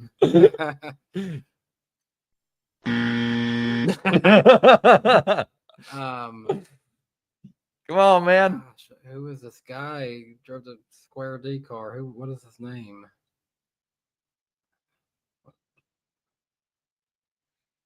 I mean, someone in the chat said think Circuit City. Yeah, I thought of that when you said the 8, but I can't think of the name. I'm sorry. You gotta throw one out there, Don't man. apologize. He's loving this. Yeah, I am. I'm absolutely loving this. I can't think. The only name comes to my mind. It's clearly not it. Ted Musgrave. Ted Musgrave. No.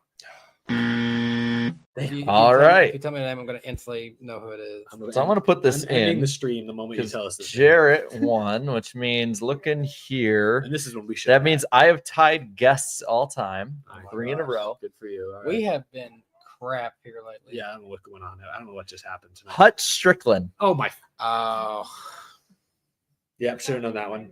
Oh my God! I made the man throw his ring. To be fair, I broke You're him. divorced over it. Yeah, I'm done. Hutch Strickland was the answer. Okay, to be fair, that Hut Strickland was not who I kept getting envisioned Should've over got in my mind. I almost thought, but I didn't think it was fair because Eric had used all of his options. I was almost going to say nobody out eat pizzas, and then nothing else. That would have been that might have helped. So 3 in a row. Is this the first time? No, this is not the first time someone's got 3 in a row. probably Danny might have done 3 at one point. I think Danny, you got 3 in a row at one Yeah. point. that we should have probably had that one. So That one's on us. Okay, this is who I kept getting confused. I kept getting, for some reason, I kept envisioning Bobby Hamilton's 55 Square D car in my head when you said. yeah, that's what I was thinking you were thinking of, and I was And- just and I like, don't he is know so why. off the Yeah. trail. So that was fun. No, it wasn't. But Yeah. okay, we can move on. It was. I mean, well, since nobody can hear it tonight, we might as well play it for me. Oh yeah. We're making sure we get there because well, we got Nashville this weekend. Yeah, I'm sorry. I got to pull my notes We up. do. Where are we at? All right. Nashville. It's no longer the Ally 400, gentlemen. We have a new sponsor. Can you throw that back on the screen for me? I Jared? did not get many good notes. I know that Ross Chastain is in the 9, Almirola 19 for Xfinity. I think there's 39 entries for Cup. Side note: to pull the curtain back on the media side that someone's got a chance to go do. There's a media center. They always have catering. If they don't have Cracker Barrel catering this weekend, I'm going to be kind of pissed. Good point. Go to Great the Crack House this week. point. So we'll go in chronological order here. The Truck Series race is tomorrow night. It's the Riely Roofing 200, 150 lap race. Stage breakdown is 45, 50, 55. Starts at 8 p.m. Eastern time on FS1, also on the NRN NASCAR radio network and Sirius XM for your radio listeners. Weather's not, actually weather looks pretty good right now for tomorrow night. 64 degrees, pretty cool, 7% chance of rain. Christian Eckes is the defending winner. For the Xfinity race, the Tennessee Lottery 250. Saturday afternoon, it's 188 laps. Talladega, anyone? 45, 45, 98. It's a 7:30 p.m. Eastern start on the CW and PRN. Weather looks great. 76 degrees, partly cloudy, 19% chance of rain. John Hunter Nemechek is the defending race winner. And then, yes, no longer the Ally 400. It's the Cracker Barrel 400 on Sunday. That sounds so much better, in my opinion. The Cracker Barrel 400. 300 laps, 90, 95, 115, different stage lengths, 7 p.m. Eastern on Sunday. It's a night race. It's on Prime Video, again, streaming, PRN, Sirius XM. Weather looks nice, 76 degrees with an 11% chance of rain. Joey Logano in that 5 overtime classic is the defending race winner. Classic, yes, classic. Shoot, do you have the I have the pick points. How am I still holding on to the lead? I don't know how. We all suck. Oh, thank goodness. Yeah, we had a rough week last time. So, But Chad, what has happened to you guys? The mighty has fallen. the clip has been falling off of. Wow. I love seeing the chat's reaction too in here. But yeah, I mean, this is the most spread out since we since edited new the format. system. Yeah. For our listening audience, I'm leading. Then it's Jarrett by minus 10. Danny is minus 21. Chat minus 30. So if you're listening to this the day after, hopefully you can tune in live next week and help steer the chat in the right direction. I believe it's like 38 points is the most you can make up in a week. So I love that in our little pictures. Like, we're all real people, and then Eric Simpson over there. The Simpsons. Something like that. all right. Sweet deal. So we'll start with the truck race, correct? I pulled up the entry list because I did not make a pick for this yet. That's still a Riely roofing race, right? Yes. Chat, you guys go first this week. Who's your pick to win the truck race? I already know who they're picking. Yeah, I do too. We both knew where this was going to go. Oh, well, no, there's a few. No, it's mostly, it's Heim time. No jet lag there. It's always Heim time. There went my number one. So for the third week in a row. Oh my God, he's going to do it. Kyle Busch. Is Bush in this 07 or 7? He's in the 07. The cursed 07 They've got, car. I think, Corey Day in the 7. Yeah. All right, then that gets me my number 2 pick. I'm going to go Lane Riggs. Damn it. Okay. I knew I was going to. Eric's very high on Lane Riggs. Clayton Green. Who are some of these people? I'm Not gonna win the race. That's for sure. Caden Honeycutt is appealing. Ooh. Luke Fenhouse. I honestly don't trust ThorSport. Nah. ThorSport has not had it this year. Shoot. All right. You could pick Matt Crafton. Uh, Frankie Muniz. No. Corey Day. Sutton, home race. Dawson Sutton. Good point, actually. He said, no, but I'm gonna go. I picked Chandler a couple times recently. I'm kind of tired of that. I'm gonna go with Grant and Finger. The finger. All right, and finger it is. Xfinity. Chat, who's going to win the Xfinity Series race? I'm curious who they're going to go with for this. Yeah, there's a few options for this one. Yes, I'm quite interested. They're still putting 11s in for Heim. There's Chris Wright. I see him already. All right, give it to Chris Wright. Chris Another Wright, you 5. say? It's pretty split between a 9 and a 7. I think I'm seeing more 7s. I think I am too. I think I'm seeing 7s. All right. Well. I don't know. 4 Rosses just came we down poll? the pipe. I would poll. Poll. Oh, Poll? I think this should be a poll. I gotta reach through all my technology here and do this. Okay. Start a poll. Okay. Poll. Xfinity. You sound like Jeff Goldblum, man. Yes, we're gonna have Ross. And then you need Chastain. to talk about Ross. All right, starting poll. I'm going to close it in like 10 seconds. So get your picks in quick. Open your phone unless you're driving and make a selection. And then I'm ending the poll. Open your phone if you're driving. 10. No, don't. Danny is the devil on your shoulder. Do not listen. Do not listen to him. Send that text. It's a close race. Where it's going down to the wire. Down to the line. And the It's looking like it's going to Kentucky be. And that is Chastain. Dang it, that was my number one. They got Ross. Ross the boss, they say in the chat. All right, I'm going to go with the driver who has got a top 10 in every single Nashville Super Speedway Xfinity race since I've been coming here, Austin Hill. Austin Hill. Oh, I like it. I like it. You know what I like more? Because he's my number 1 pick, Eric Almirola. Damn it. I knew it. Was like, that is the curse of being the leader. A couple weeks ago, I remember I was like the leader by a point, and I was pissed. And you're all like, you act like you're going to be losing. I'm like, because I am going to lose. I'm going to take a shot, not literally, and say Jesse Love. You're gonna take an actual shot. We're gonna pour some milk. Brett still has not brought me my Budweiser. Well, speaking of a shot, I might. I am probably going to have a shot tonight because I promised I would 5 years ago for this occasion. Oh, see, Give or take. we don't remember that. We weren't going to hold you to it. No. It sounds like you really want to get hammered tonight. No, so like- one shot. Okay. Sorry, I if called you guys remember- Brett over, but he's empty-handed, empty-pawed. If you remember the care package we got for the first year of Nashville, Oh, you've still been saving that? unopened. I said I would take a shot when I had a kid. Oh, okay. Well, the time has come. Well, did you hear my pick was Jesse Love? Yes, I did All hear right. your pick was Who's Jesse. going to suck on Sunday? Chat. Who's going to struggle in the cup race? Let us know. What do you guys think? I like how Danny and I are like leaning in. And then I can just look to the side because I have the What, chat over are here. we doing here? What do you guys think? Who do you think they're going to pick, Danny? You think they're going to pick 6, 23, 44, 51. Let me make sure. And sold. I'm seeing a lot of 6. Brad Keselowski. Worth noting, Corey Heim is on the entry list for the cup race. Oh, man, I could have made the prediction he'd finish higher than Herbst. I think they're going with mainly Brad Keselowski. Brad Keselowski is going to People suck keep in saying this Larson, race. but I don't believe him. NY Racing is in this race as well. JJ Yaley. They get on me for a layup. That one Chad there is. Fincham is in the field. That's dunking on 3-year-olds if you pick Fincham or I'm Riely. just looking at the unusual names that are on the list. Well, Danny's up. Yeah. Who you got? They picked Brad Keselowski. I'm going Austin Dillon. Austin Dillon. All right. I'm going to go with Ty Gibbs. Oh, interesting selection. I'm gonna go Bubba Wallace. Just hasn't really had the mojo the last couple weeks. Yeah, he has been off. Cup underdog. Chat. Who do you think's got a dark horse for it this weekend? Give it to us, chat. Come on, man. You got it. 77, 67, 71, 57. A lot of Hines. unusual, a lot of numbers in the 60s and A lot 70s. of Hosevars, a lot of Priest, but I'm seeing more Hosevar. I think they're going some Himes coming in, but I think they're going I'm Hosevar. seeing more Hosevar. All right. I'm going Ryan Priest as my underdog. I'm already won 2 truck races in a row here.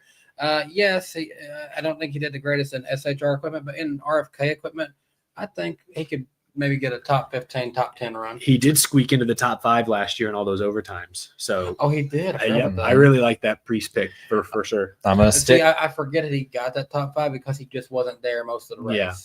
I'm going to stick with old reliable at these kind of tracks. I think Josh Berry. Good pick. Good pick. Tennessee boy, local. That's right. That's right. My pick literally just escaped my brain. I had it all locked in. I was feeling good about it, and I And then totally it just. forgot. I'm going to sound like such a homer. Corey Heim. He ran this race last year, so this is one of the few chances now where he goes back to a cup track Wait, I for the forgot- second I forgot time. he was in this. Which car was he in? 50. He's in the 50. Oh, last year? He's in the 67 this year. That's what I thought. It was They can 67 never decide last what they year. want their other number to be. Yeah, it was the Mobile One. I think deal. it was because there was like 50th anniversary Yeah. or something with Mobile One last year. I think Yeah, that's what it and then was. The money team was like, I don't care about this number anymore. You have it. Do they still exist? No. That's what I thought. Lack of money. Who's going to win the Cracker Barrel 400 on Sunday? Okay, chat, this is where you really got to decide. Chat, this is important. This you cannot. You are last in points. You have to make a small No decision. pressure. Now the spotlight has been turned on to you. They're like, Eric, you sold us on him. Corey Heim. Hut Strickland. All I've right. seen a lot of 11 and 20 so far. Oh, really? A lot of Gibbs got Hamlin. Bell did had lead. speed last year. Yeah, Hamlin was leading at the end of I last think year's I'm race. seeing more Hamlin than anything. I'm though. seeing a lot of 11s. So I they're think banking on this not going to 5 overtimes again. very bold. That is bold. Yeah, Icarus. Suddenly a lot of ones come in, but I think they're still going to pull 11. No, let's turn to ones. Yeah, somewhat. I think you got to pull 11 and 1 because they suddenly surged with 1. All right. Last time I pulled Chastain 1. Will the same happen here? Oh, yeah. All right. Yes, YouTube. I would like. Actually hit. My bad. You Didn't guys hit like the that? button. All right. Oh, Mike hiding all my picks right here behind my Let's do the little number. folder. I'm. Chastain. It's very hard to type at this angle. See, I can't see what's going on here. That's why it's easier to just do the number. Well, I can't even read. Oh, they are up there. I could reach them. All right, chat. You got 10 seconds. Quick. Even if you're driving, vote. No, I'm just kidding. Don't do that. Give them longer than 10 seconds per cut. They got to think about this one. Do. It's also very close right now. Your vote. Every voice matters. You just hit the microphone there. Hit the poll button and make your voice be heard. This is for all the marbles, chat. You're 30 Damn. points out. They're really going to go with a Chastain sweep, ain't they? Is that what they're doing? I don't know. The exit polls are saying otherwise. What are we going to do? Either way, they're picking either 1 like Ross, because I picked Ross in Xfinity, or 11 like Heim.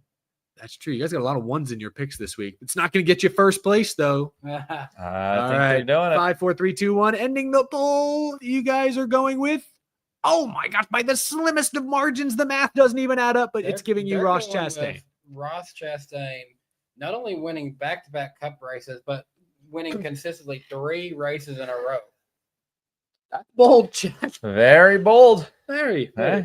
All right. I'm going with the guy with the best average finish, Kyle Larson. Kyle Larson. All right, then I'll take the chat's initial pick. I'll go Denny Hamlin. Denny Hamlin was my second, but if Kyle Larson was still there, So he hasn't led any laps since his first win here, but he has had an average finish of 5.7. I mean, he's been really good. So I got my 2 pick with Riggs, and then my 1 picks with Hamlin and Almirola. So I have no excuses this week. I'll go Christopher Bell. I like Bell. He led the most laps in this race last year, and then I think he wrecked on a restart. But I think Bell will be good. Now, to be fair to the chat, Chastain was contending at the end of this before he went crazy. last year. Yes, he was he in the was. mix. I think he would have finished second or third. He was right up there. He got Larson on Wait, a restart. I Didn't he picked make his Chastain way? last year. Didn't he make his way past like Hamlin last year at the end of it before He the had the lead. overtime? Chastain It was the yeah, opposite. Or was it the Hamlin got opposite? by. Okay. So yeah, I Hamlin was mean, chasing Chastain those are- down. 2 good picks. No, Chastain has has a very good shot this weekend. But yeah, winning back-to-back Cup races, and then Chad apparently thinks he's also going to win the Xfinity. Very bold. Wait a minute. Someone's asking why they didn't pick Larson. Danny picked Larson. Danny had Larson. Yeah. I picked Larson. Larson, you had Denny. Danny, and I took Bell. So So if Alex Bowman gets the pole award this weekend, Larson will for sure win. is that so? Is that what I've science never says? ridden harder against the 48, and then that cat's lying. I lived through the Jimmy Johnson years. I'm gonna watch Bowman go get a pole award on Saturday and be a happy man until I realize what that means. You're gonna just be like, "Oh, great! Damn it! Damn it! Damn it!" But I get points. Yeah. Chad, thank you for making your picks. May the best pick win this weekend at Nashville Super Speedway. We really appreciate you all hanging out with us tonight for a rare, special, in-person NWP Thursday night. We will be never back. get a chance to just do this right here. This is yeah, we only see each other in person. Maybe these two see each other fairly often. I only see these guys in person about once, maybe twice a year. So this is obviously We're a gonna very up the special numbers occasion. This is soon. now the second time this year Yeah. since you're winning. That's That's right. right. We're making this a regular thing. Your bachelor trip is pretty close. It kind of feels like a third time. Yeah, it's like third How about- time in how about- 6 months. You could say the last 3 times we've all seen each other have been major life-changing events within the week. That is accurate. Accurate. This guy might have to come watch the Texans and Titans game with me. Ooh. What day is that? What month is that? Is that NASCAR off season? That's the real question. You keep talking. I'll look. When do the Texans come to Nashville? Let me know while I read the remaining super chats. We I will want to be thank you all very right much back. for your support. I'm gonna grab that whiskey. Fair, nice. We left off with actually wait, stay for this one real quick, Jarrett. Yes. GN NASCAR fan said, Jarrett and Danny, as someone watching regularly since season 3, how did you two meet and decide let's do a live NASCAR podcast? And Eric, how did you join? Well, I joined because these guys pestered me during a live stream. And I, Literally, he was live streaming Fortnite. yes, I think so. It's It was been a long time. 2017 or 18. And I was like, I'll meet these guys and let's chat it out. And I liked them. And I was like, all right, let's do a stream. And then we did more and more and more. But how'd you guys meet? Well, I- by the way, before we answer that, the Titans and Texans played literally after the NASCAR season. Okay, we might make Wait, that is that the happen. week after? 2 weeks after. November 16th? Sweet. So we could both, if we wanted to, go see the All American 400 because they moved that to the week after Phoenix this year. Oh, All right. Hot diggity dog. How'd you guys meet? I saw your videos. Jesus, I'm so sorry. quit moving those I'm tall, 8 feet lengthy tall. legs. What do I want? How do I? I had saw your videos at the time, and I wanted to start a show and talk to people, so I emailed you, Mhm. and we watched the 2018 duels together, and we talked about how I think these young drivers this year are really gonna explode out and beat some of the veterans, and then He fell for the big Fox three. propaganda. The big Hey, 3. we all did at that age. Yeah, because I think we were both. Let's see, we were both 20 at the time, I was early 20s too. and yeah, so damn, That's a long time. All right, I'm gonna grab the old Nashville barrel whiskey. Yeah, he sent me an email, and I was I think I was getting ready for bed that night, and just saw it. And I was And like, you're yeah, thinking of him. I'll what? No, what? Well, you just said he emailed you before bed. I'm not. I shouldn't add the other part. I'm getting ready to take a shower. So Law Pug, thank you for the 10, says been subbed to Eric since he had long hair and top 1% Spotify listener. I've been a KFB diehard since 08 and I'm struggling. I've been to 40 races and never seen him win in person. Does he win this year?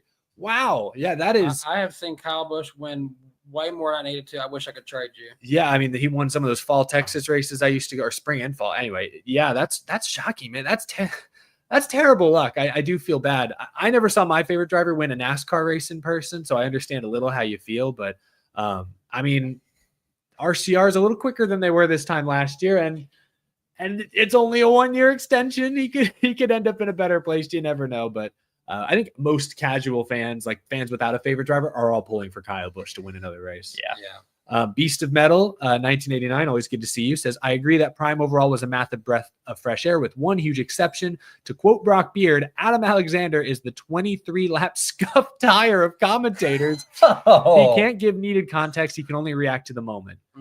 I'll have to listen more closely for that. Maybe you have a point.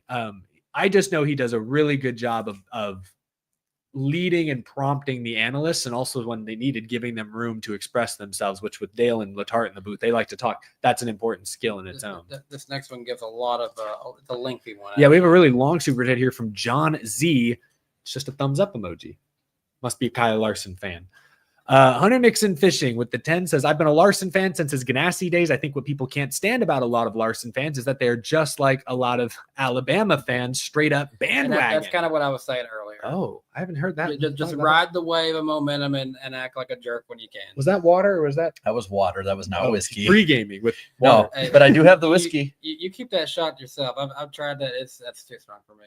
Oh my gosh. Well, you can ask Riss. If obviously I won't now, I have a few responsibilities at night, but like one of the best ways to just end a night is just get one of those nice whiskey glasses, have some whiskey on the rocks and just chill. Just take it all in. Life, am I right, guys?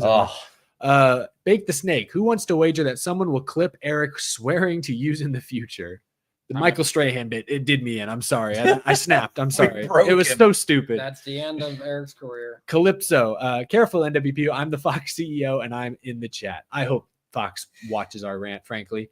Let me refresh where we were in the super chats. Yeah, how'd you get this far down? It just refreshed on me. Where are we at? There's oh my gosh. Okay, there we go. Beast of Metal. We're back with Beast of Metal. Also, didn't notice the tech issue on this issues on the 600, but I did see some major resolution drops during a Trans Am race on Prime the next day. Maybe they were regionalized connectivity issues during the 600. I mean, a lot of times if Amazon's buffering, it's because of because of internet. Like my internet the other day was buffering while I was trying to stream something on Max, I think, and it was very frustrating. But yeah, no, I mean, overall, I thought the picture quality was really good on the Prime broadcast, but internet dependent. Joshua L. Johnson says, hey guys, love the show. I have a 5-month-old daughter born December 31st. So just want Jared to know that after the first few weeks, it gets much easier. Woohoo! You're just getting hear started. that? Wow. I don't know. She's actually pretty easy so far. Not to say too much, but so far she's yeah, we have to wake her up at night to like have her feed and change her diapers because she will just sleep all through the night. Wow. She's very, very kind to her mom and dad to the point that we have to be the assholes. Yeah, that's probably going to be me and Claudia's kid whenever we have one because Claudia definitely likes to sleep. Mellow. That face you just made at him. Well, thanks for the super chat, Joshua. Appreciate that. Justin Drake sent one earlier, a very generous super chat, said, go figure the only Gibbs driver to not make Eric's top 10 list was Nepo baby Ty Gibbs. I can hear Michael Marutz doing his impression of Ty. Grandpa, thank you for handing me the seat, even though I've done nothing to deserve it. Nothing is a little. I mean, at the time, pretty damn good. He did win an Xfinity title. Nothing is a little. He was the best equipment out there to be the most dominant Xfinity driver since I would argue Kyle Busch. I think they're obviously the obvious that happened when he won Xfinity Series championship does do a lot to you, but. Zuck says find a Discord server if you don't have Prime. I guess we can't condone that, but Screaming. I'm not going to deny that I haven't hung out with some people in a Discord and watched the race before. Chris Cahill, thank you for the 10, says, is Stenhouse having the most underrated quiet season in the Gen 7 era? Feels like no one is talking about him despite him being in a solid playoff spot. Does he make the playoffs? He's 13th in points, but he's doing that because he's like just finishing 12th every week. He's not really running top 5 regular. He's not even really running top 10. He's just, the thing about Stenhouse, I believe, is he has 0 DNFs. Like he's not wrecking at all. So I don't know if that'll continue, but Decent, but I don't think he makes it. I don't think he makes it either, but Unless he wins. He is not being talked about much to start this year, and that is a shame. I will agree with you there. Another very generous super chat from PC10.8. Thank you so much. The moment Prime's greatness set in for me was a minuscule moment where they were showing Blaney's wrecked car being towed with this awesome sweeping drone shot down pit road. They did not have to go that hard, but they put in so much extra effort. Yeah, I agree. The use of the drone was like, it actually added to the show and was smooth and gave us angles without being jarring or taking us out of the moment. Agree with you there. Thank you for that super chat. Gavin Adcock says, I'm upset that Larson failed the double and he might not be the best in the world, but as long as he is the best driver in NASCAR, in my opinion, I'm happy. I think the best driver in the world argument can continue. I guess that was my point earlier, is that he had the chance to cement himself as the best. Like there is no argument. Didn't work out. You could still argue he's the most versatile, for sure. You can argue it, but the argument is much weaker now. Yeah, but like I feel like because Verstappen's not dominating either, it's no longer Larson Verstappen. I think it might be Tony Stewart. Like I legit think it might still be Tony Stewart. Is he the best driver in the world? I mean, hey, Jared, question for you. I just had a realization. In predictions, did you remember to add that one? I did add it. Okay, because I don't remember. I wasn't able to put it on the graphic because I didn't have the exact one. Why my number but I did add it into the percentages. Okay. So my bad on sorry that to one. interrupt. I just thought, wait a minute, I don't think I remember hearing that one. Yeah, my bad on that one. this one might be for you, Jarrett. From Evan says, "Aight, boys, give me your opinion and or insight. I drive by Chicagoland every other week for work. Is it coming back? Yes. If so, when? Because I'm clearing my calendar and buying tickets."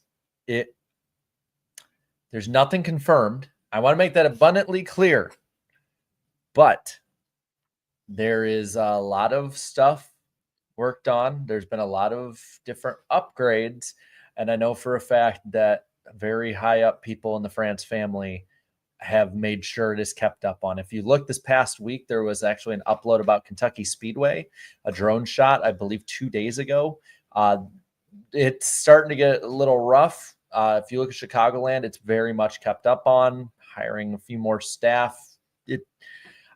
I would guess it would be coming back next year, based on at least both people I've talked to from Chicagoland and ISC, as well as people I've talked to that are more in the know media side of it. If Bowman wins Chicago straight course 2 years in a row, you know the straight course is done. He's a certified track killer. Yes, he reverse jinxed it. He killed it to bring it back. He wins at both Chicago races to bring the other one back. Yes. But yeah, so I would say 2026. Even if it's not, I know it will be in the near future, just because they're keeping it ready. You don't put that many upgrades on a track and that many upgrades on the marketing website, everything for it, to not do something with it. Yeah, final year of the Chicago street race contract as well is this year. So that race is probably not coming back. So I think Chicagoland could easily fill that slot or similar. Kind of like the Clash in LA. It's one of the things that only lasts for so long. Hey, we know people. Maybe we could do a live show at Chicagoland if it comes back. We know people. Hunter Nixon Fishing says the original Days of Thunder proved you can go from being broke and living in an RV, can't even afford your kids' Christmas presents, to owning a big-time NASCAR team. Never give up on your dreams. I don't look into that actor these days. Oh, he's nuts. Rowdy 8 Diecast is going to Nashville Super Speedway for the first time. See y'all there. Nice. See you there. I can't speak for him, but I always go to a tweet up usually, so I'll be there. I'll probably stop by. I'll do my best. I was not planning on going this year for obvious reasons. Yeah, but you guys maybe I'll stop by before the race and at least visit the fan zone for a bit or something. I don't know. I know people have done that before. Buy you a new NASCAR shirt. Bobby Blair, thank you for the 20. Just finished the Earnhardt documentary. I'm only one episode in. I'm sorry. I need to catch up. I'm 0 episodes in. I've obviously heard the Earnhardt story a million times, but this had to be the most in-depth look at Dale's career, and more importantly, the aftermath of his death. Prime nailed it, in my opinion. So I've not gotten to the aftermath episodes yet. I'll say, But I really like what I've seen so far, for sure. You and I, Eric, both especially critically questioned, like, what is the point of this? Because there's so much stuff about Dale Earnhardt. That first episode, there was shit that like I didn't know, my grandpa didn't know, that I was asking him about. Like, it is very in depth, and more than that, even just the production value is good, and it was a good idea to use that to promote the upcoming Prime NASCAR schedule, because Earnhardt is a name most everyone in the country has heard of. And on Hauler Talk, I believe they said that like basically the people working on it said we need all of your Dale Earnhardt footage, because they have like an AI system that like they type it in and the system will pull up anything with Dale Earnhardt or any driver that they put in. Like, so how much? I go, all of it. And so like that's literally they emptied out the archives that NASCAR has. Yeah, I've seen there's a lot of really my favorite part watching the first episode, at least, was just so many great high quality footage of racing in the 70s and 80s that like you get snippets of it on YouTube, but some of this was beautiful. I won't spoil too much, but I'll say at least the part where they talked about him as a kid, Dale Earnhardt as a kid. Mm-hmm. And that is for Christmas, I think it was Christmas or his birthday, he got this model engine and he put it together super quick and was super proud of it. And he showed his dad, Ralph. And his dad said, "You did it wrong," and then didn't even look at him. I'm like, I want to give little Dale Earnhardt a hug. I feel bad for him, man. I get that's how that a lot of people at the time parented and how they were. It's like, but damn, man. Tough love. Yeah, I mean, it worked on him. Alex Luff, thank you for the 5, says, dye Glenn Powell's hair black. Boom, perfect guy to play Tony Stewart. So I was actually playing around with AI, and I asked for Glenn Powell if his hair dyed black. Hold on. Portraying Tony Stewart in a movie. Hold on. I sent that to us in the chat, so if you want to pull that up into there. It kind of looks like him a little bit. Maybe him and, well, no. Grow it out a little bit. That's 2008 but Tony way Stewart. More muscular than Tony Stewart ever. Well, hey, put the Thor fat suit on him and he'll be fine. If you can pull up Twitter, you can probably grab that image real quick that I sent. I for some reason I can't save it correctly from Twitter. Justin Drake sent a 10, said, speaking of Mexico City race, fitting that Daniel Suarez, aka Danny Swervez in Cars 3, hosted NASCAR's crash course for Mexico. Silly antics at the Coke 600 that took out a good amount of cars. Oh, the Suarez pushing up into Briscoe. I thought he was talking about the clip on social media of Suarez, the skit that NASCAR posted. I thought that was pretty good. Of Suarez teaching Suarez, pre-Spanish Bowman, and Bowman. Priest. Yeah, that was funny. But yeah, Suarez did kind of squeeze Briscoe and Blaney and cause big wreck, unfortunately. Justin Drake says, hang the banner. An NWP host is top 20 in fantasy points. Come on, Jarrett, 67. I'm here. Cheeks effort. Hang the banner. Get Ode to Joy playing in the background. Ross Chastain says, would HMS be allowed to keep the 4th charter if they let Alex go, or would it grandfather them back to the 3 charter? That would have nothing to do with it. I don't think they'd be allowed to. Yeah, I don't think the driver contract is tied to it. That has nothing to do with it. Yeah, I think they would keep the 4th charter probably for perpetuity until they sell it, if they ever sell it, in perpetuity. That's what I was trying to say. The number 3, Roman numeral 3, sent a 10 and said, just wanted to say my dad's voice is on the latest Front Row Motorsports Gregson social media video, works for Eldora, Gateway, NFL, Deegan's, etc. I told you guys at Road America to hit him up for cheap. Is he like a voiceover artist? Yeah. Oh, okay. That's awesome. We just haven't had really the time to get something like that set up yet. But, it'd be interesting. We have NWP 400 coming up in August. Ooh, it's a Sunday night race. So maybe we can figure that out. Later than John to record some stuff. Yeah. We can figure some stuff out. Calypso, now offering some actual racing takes, says, I'd replace Bowman with Herbst. I hear he's the next Jimmy Johnson. That joke, I hope it never goes away. It's so damn funny. Fred Dog 81 says, just so you two can buy a dang book on NASCAR drivers to bone up for next week. This is getting Colorado Rockies bad. We've been doing to be fair, Jody Ridley, I'm not even mad about. Hutch Strickland, that was embarrassing. Tiny Lund, y'all should have known too. Yeah, probably should have known Tiny Lund. Those clues were hard. Or I'm just an idiot. Probably both. Martin Ford says, proud of you, Jarrett. You did not give a layup tonight. I mean, collectively, we've got a collective score of 43 points. So we're running out of the ability to know drivers. Oh, trust me. I have some real good ones coming up soon. Alex Luff says, forget it's morphin time. It's time. It is for the chat tonight, or this weekend, I should say. How far do you go? We're working there for almost to the end. Fred Dog 81 says, if you're in charge of NASCAR, how mad are you that you had Newman with OM sponsorship all these years and never thought of doing the Weenie 500. When Newman had the Oscar Mayer car for a couple years. I mean, honestly, it's weird that NASCAR never fought to have this. yeah. Can you imagine them trying though to do that? I mean, where would they do it though? Because Yeah, you can't run those on the Daytona banking. No. They would tip. I don't think you really could run that even on a normal like a Kansas. You could do it at like New Hampshire. Imagine trying to run those suckers at Bristol.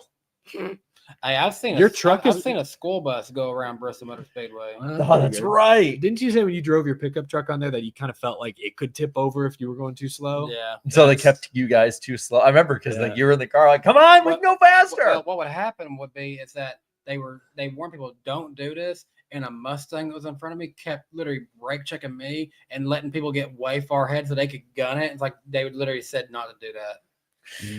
Martin Ford says, I will take a shot with y'all if y'all do one on air. Jarrett seems to be preparing for something. Oh, yeah. I'm not feeling like having my mouth burned. I don't know about that. Blake, thank you for the super chat. Says, I thought they showed the Edwards crash from his all-star race during the pre-race show. My dad was able to use my fiance's Prime account to watch. Sharing is caring. Love that. I'll have to go back and watch Jarrett. We'll have to double check. Because I didn't see the whole pre-race show, so maybe I missed it. I didn't know if we counted the pre-race or not, but if we do, let's do. Then It I'll counts. amend it. I'll amend All it. 6 hours. I'll amend it.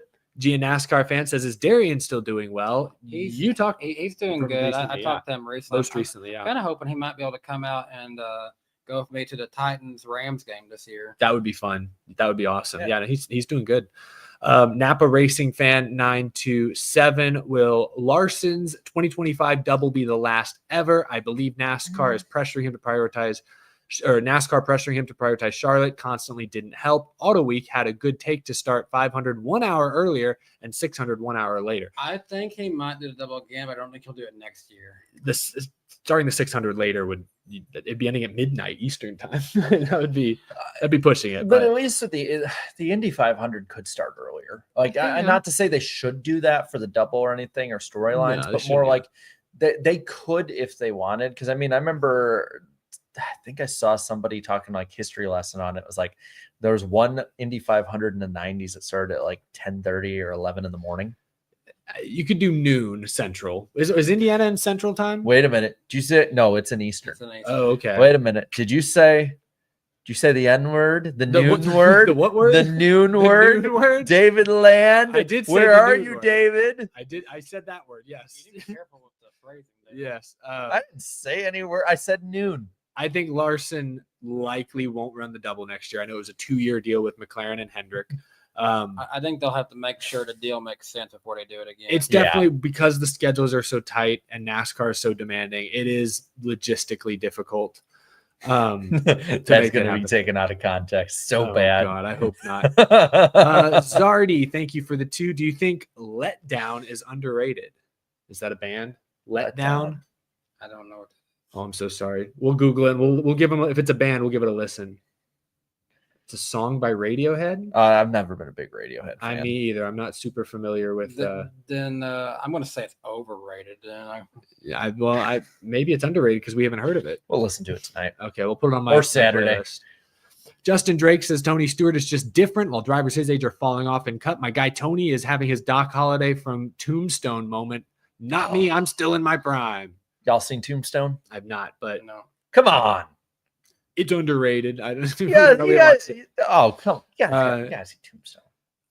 Hunter Nixon Fishing said, I hate most newer fans only remember Tony Stewart for the last few years of his career when he was atrocious. But in his prime, Smoke was a straight up badass and just different. I mean, his open wheel success, his dirt success, his stock car success, now his drag racing success. I mean, most versatile. SRX, it's Never- SRX success. Oh, no. His success at pissing off the media. Oh, my God. Do y'all remember seeing because it might have been before most of us were watching. Danny, you might have been watching at the time. When he embarrassed DW in the pre-race show, because he's like, well, we're just seeing a common denominator here, Tony, that you're causing these issues. And he's like, yeah, well, if Darryl, if you didn't have the past champions provisional, you wouldn't have the last 3-4 years of your career. That's right. I think I read something recently that Tony said the only thing he regrets from his NASCAR career that he wishes he would have been a little bit nicer to the media. Yeah, I mean, he was an asshole. That was to probably people. one of his main shortcomings, if there were any. But if he was nicer, he probably wouldn't have been who he is. So He wouldn't have given it quite as many great interviews. the figure 8 interview, or Or the one where With Steve Burns, was it- Fontana. was it Jenna Fryer or who was it? It's like, Tony, it's 6 weeks in a row and there's no wrecks. And he's like, only you could have thought of that stupid of a question. And you see Dale God. Jr. Dale Jr. is just sitting there like this the entire time. He's like trying Yeah, I've not seen to that clip. laugh. I don't know who it was. It might have been one of the guys in the media center. I don't know. Don't quote me on who it was, but man, Smoke, I don't care who he pissed off. Smoke was fun. Indiana is in Eastern time. Thank you, Malik, for confirming that.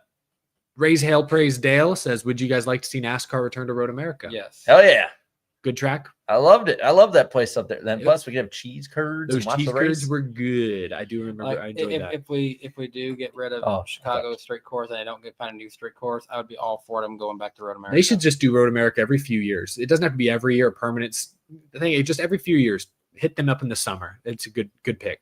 Indy Carson says, have fun at the Nashville racetrack NWP. Since I have no favorite driver, I had no energy to watch the 600-mile race after surviving 350,000 fans at Indy 500. Well, we hope you enjoyed your Indianapolis 500 experience. Yeah, I would be exhausted after braving that crowd. I'm just like, I guess this used to be NASCAR Center or Chat, but now they're IndyCar Center. It depends. Yeah, what they're biggest fan of in that moment, and it's the month of May. You got to be Indy Carson. Martin Ford says, "Stop being an amateur and take the shot, Eric."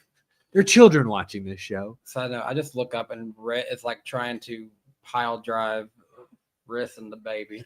He's obsessed. You're He's telling a me good our pup. studio audience isn't listening to our show, isn't it? Rhett, come on, we're performing. Don't here. call him over here. Oh shoot, we're locked in a You staring literally said, contest. Rhett, now. come on. Oh man, he knows his name better than I know my name.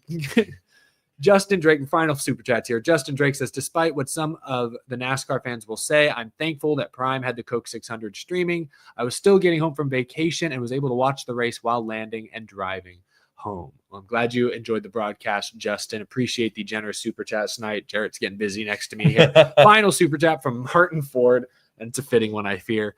He says, y'all need Crown, not whatever crazy whiskey or bourbon Jarrett's about to This pull out. is at least 5-year-old aged whiskey at this point. This was given out to, was this just like sent to 20 the media? It was sent to we to all got media. a big box from Nashville. Oh, there's a for the drip first of it race. on the back. Make sure it okay. doesn't fall on All your right. stuff. Good. But yeah, look, it's got the old Nashville old. I don't know how old it is. I guess, Old. yeah, the one from like 4 years ago, Nashville Super Speedway. Did you just take a shot on the air? Yeah, why? Oh, I just didn't even. I thought it was like going to It be like just a group happened so thing. fast. Yeah, I mean, if y'all want one, I I got. ain't doing it. I don't Go like for it, that. man. I don't think I should. Come do it. on, No, man. I shouldn't do it. This is our children watching. We are a family No show. peer pressure. No children.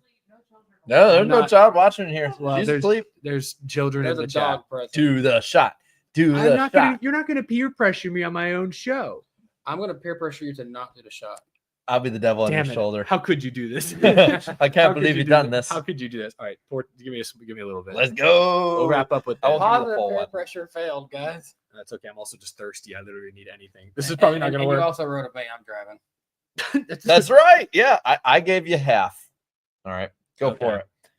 Well, thank you all for get ready to like play the outro. 'Cause I don't know how this is going to go. Oh, I'm Um, letting them see this. Thank you all for. Let's finish that bottle and see what happens there. No, we're not doing that. Not doing that. Thank you all so much for watching tonight. NWP in person. We'll be on the Icebergs channel next week, back in our separate boxes. Ah. So sad, but at least there I won't be peer pressured. Thank you all for tuning We'll in. find a way. We'll find a way. We'll be like, Amelia, get the whiskey. Good gosh. But yeah, thanks for watching, y'all. We'll see you next week on the Iceberg. Have a great time. Nashville Super Speedway. Cracker Barrel 400. Get Just pancakes. all at once, buddy. See you guys.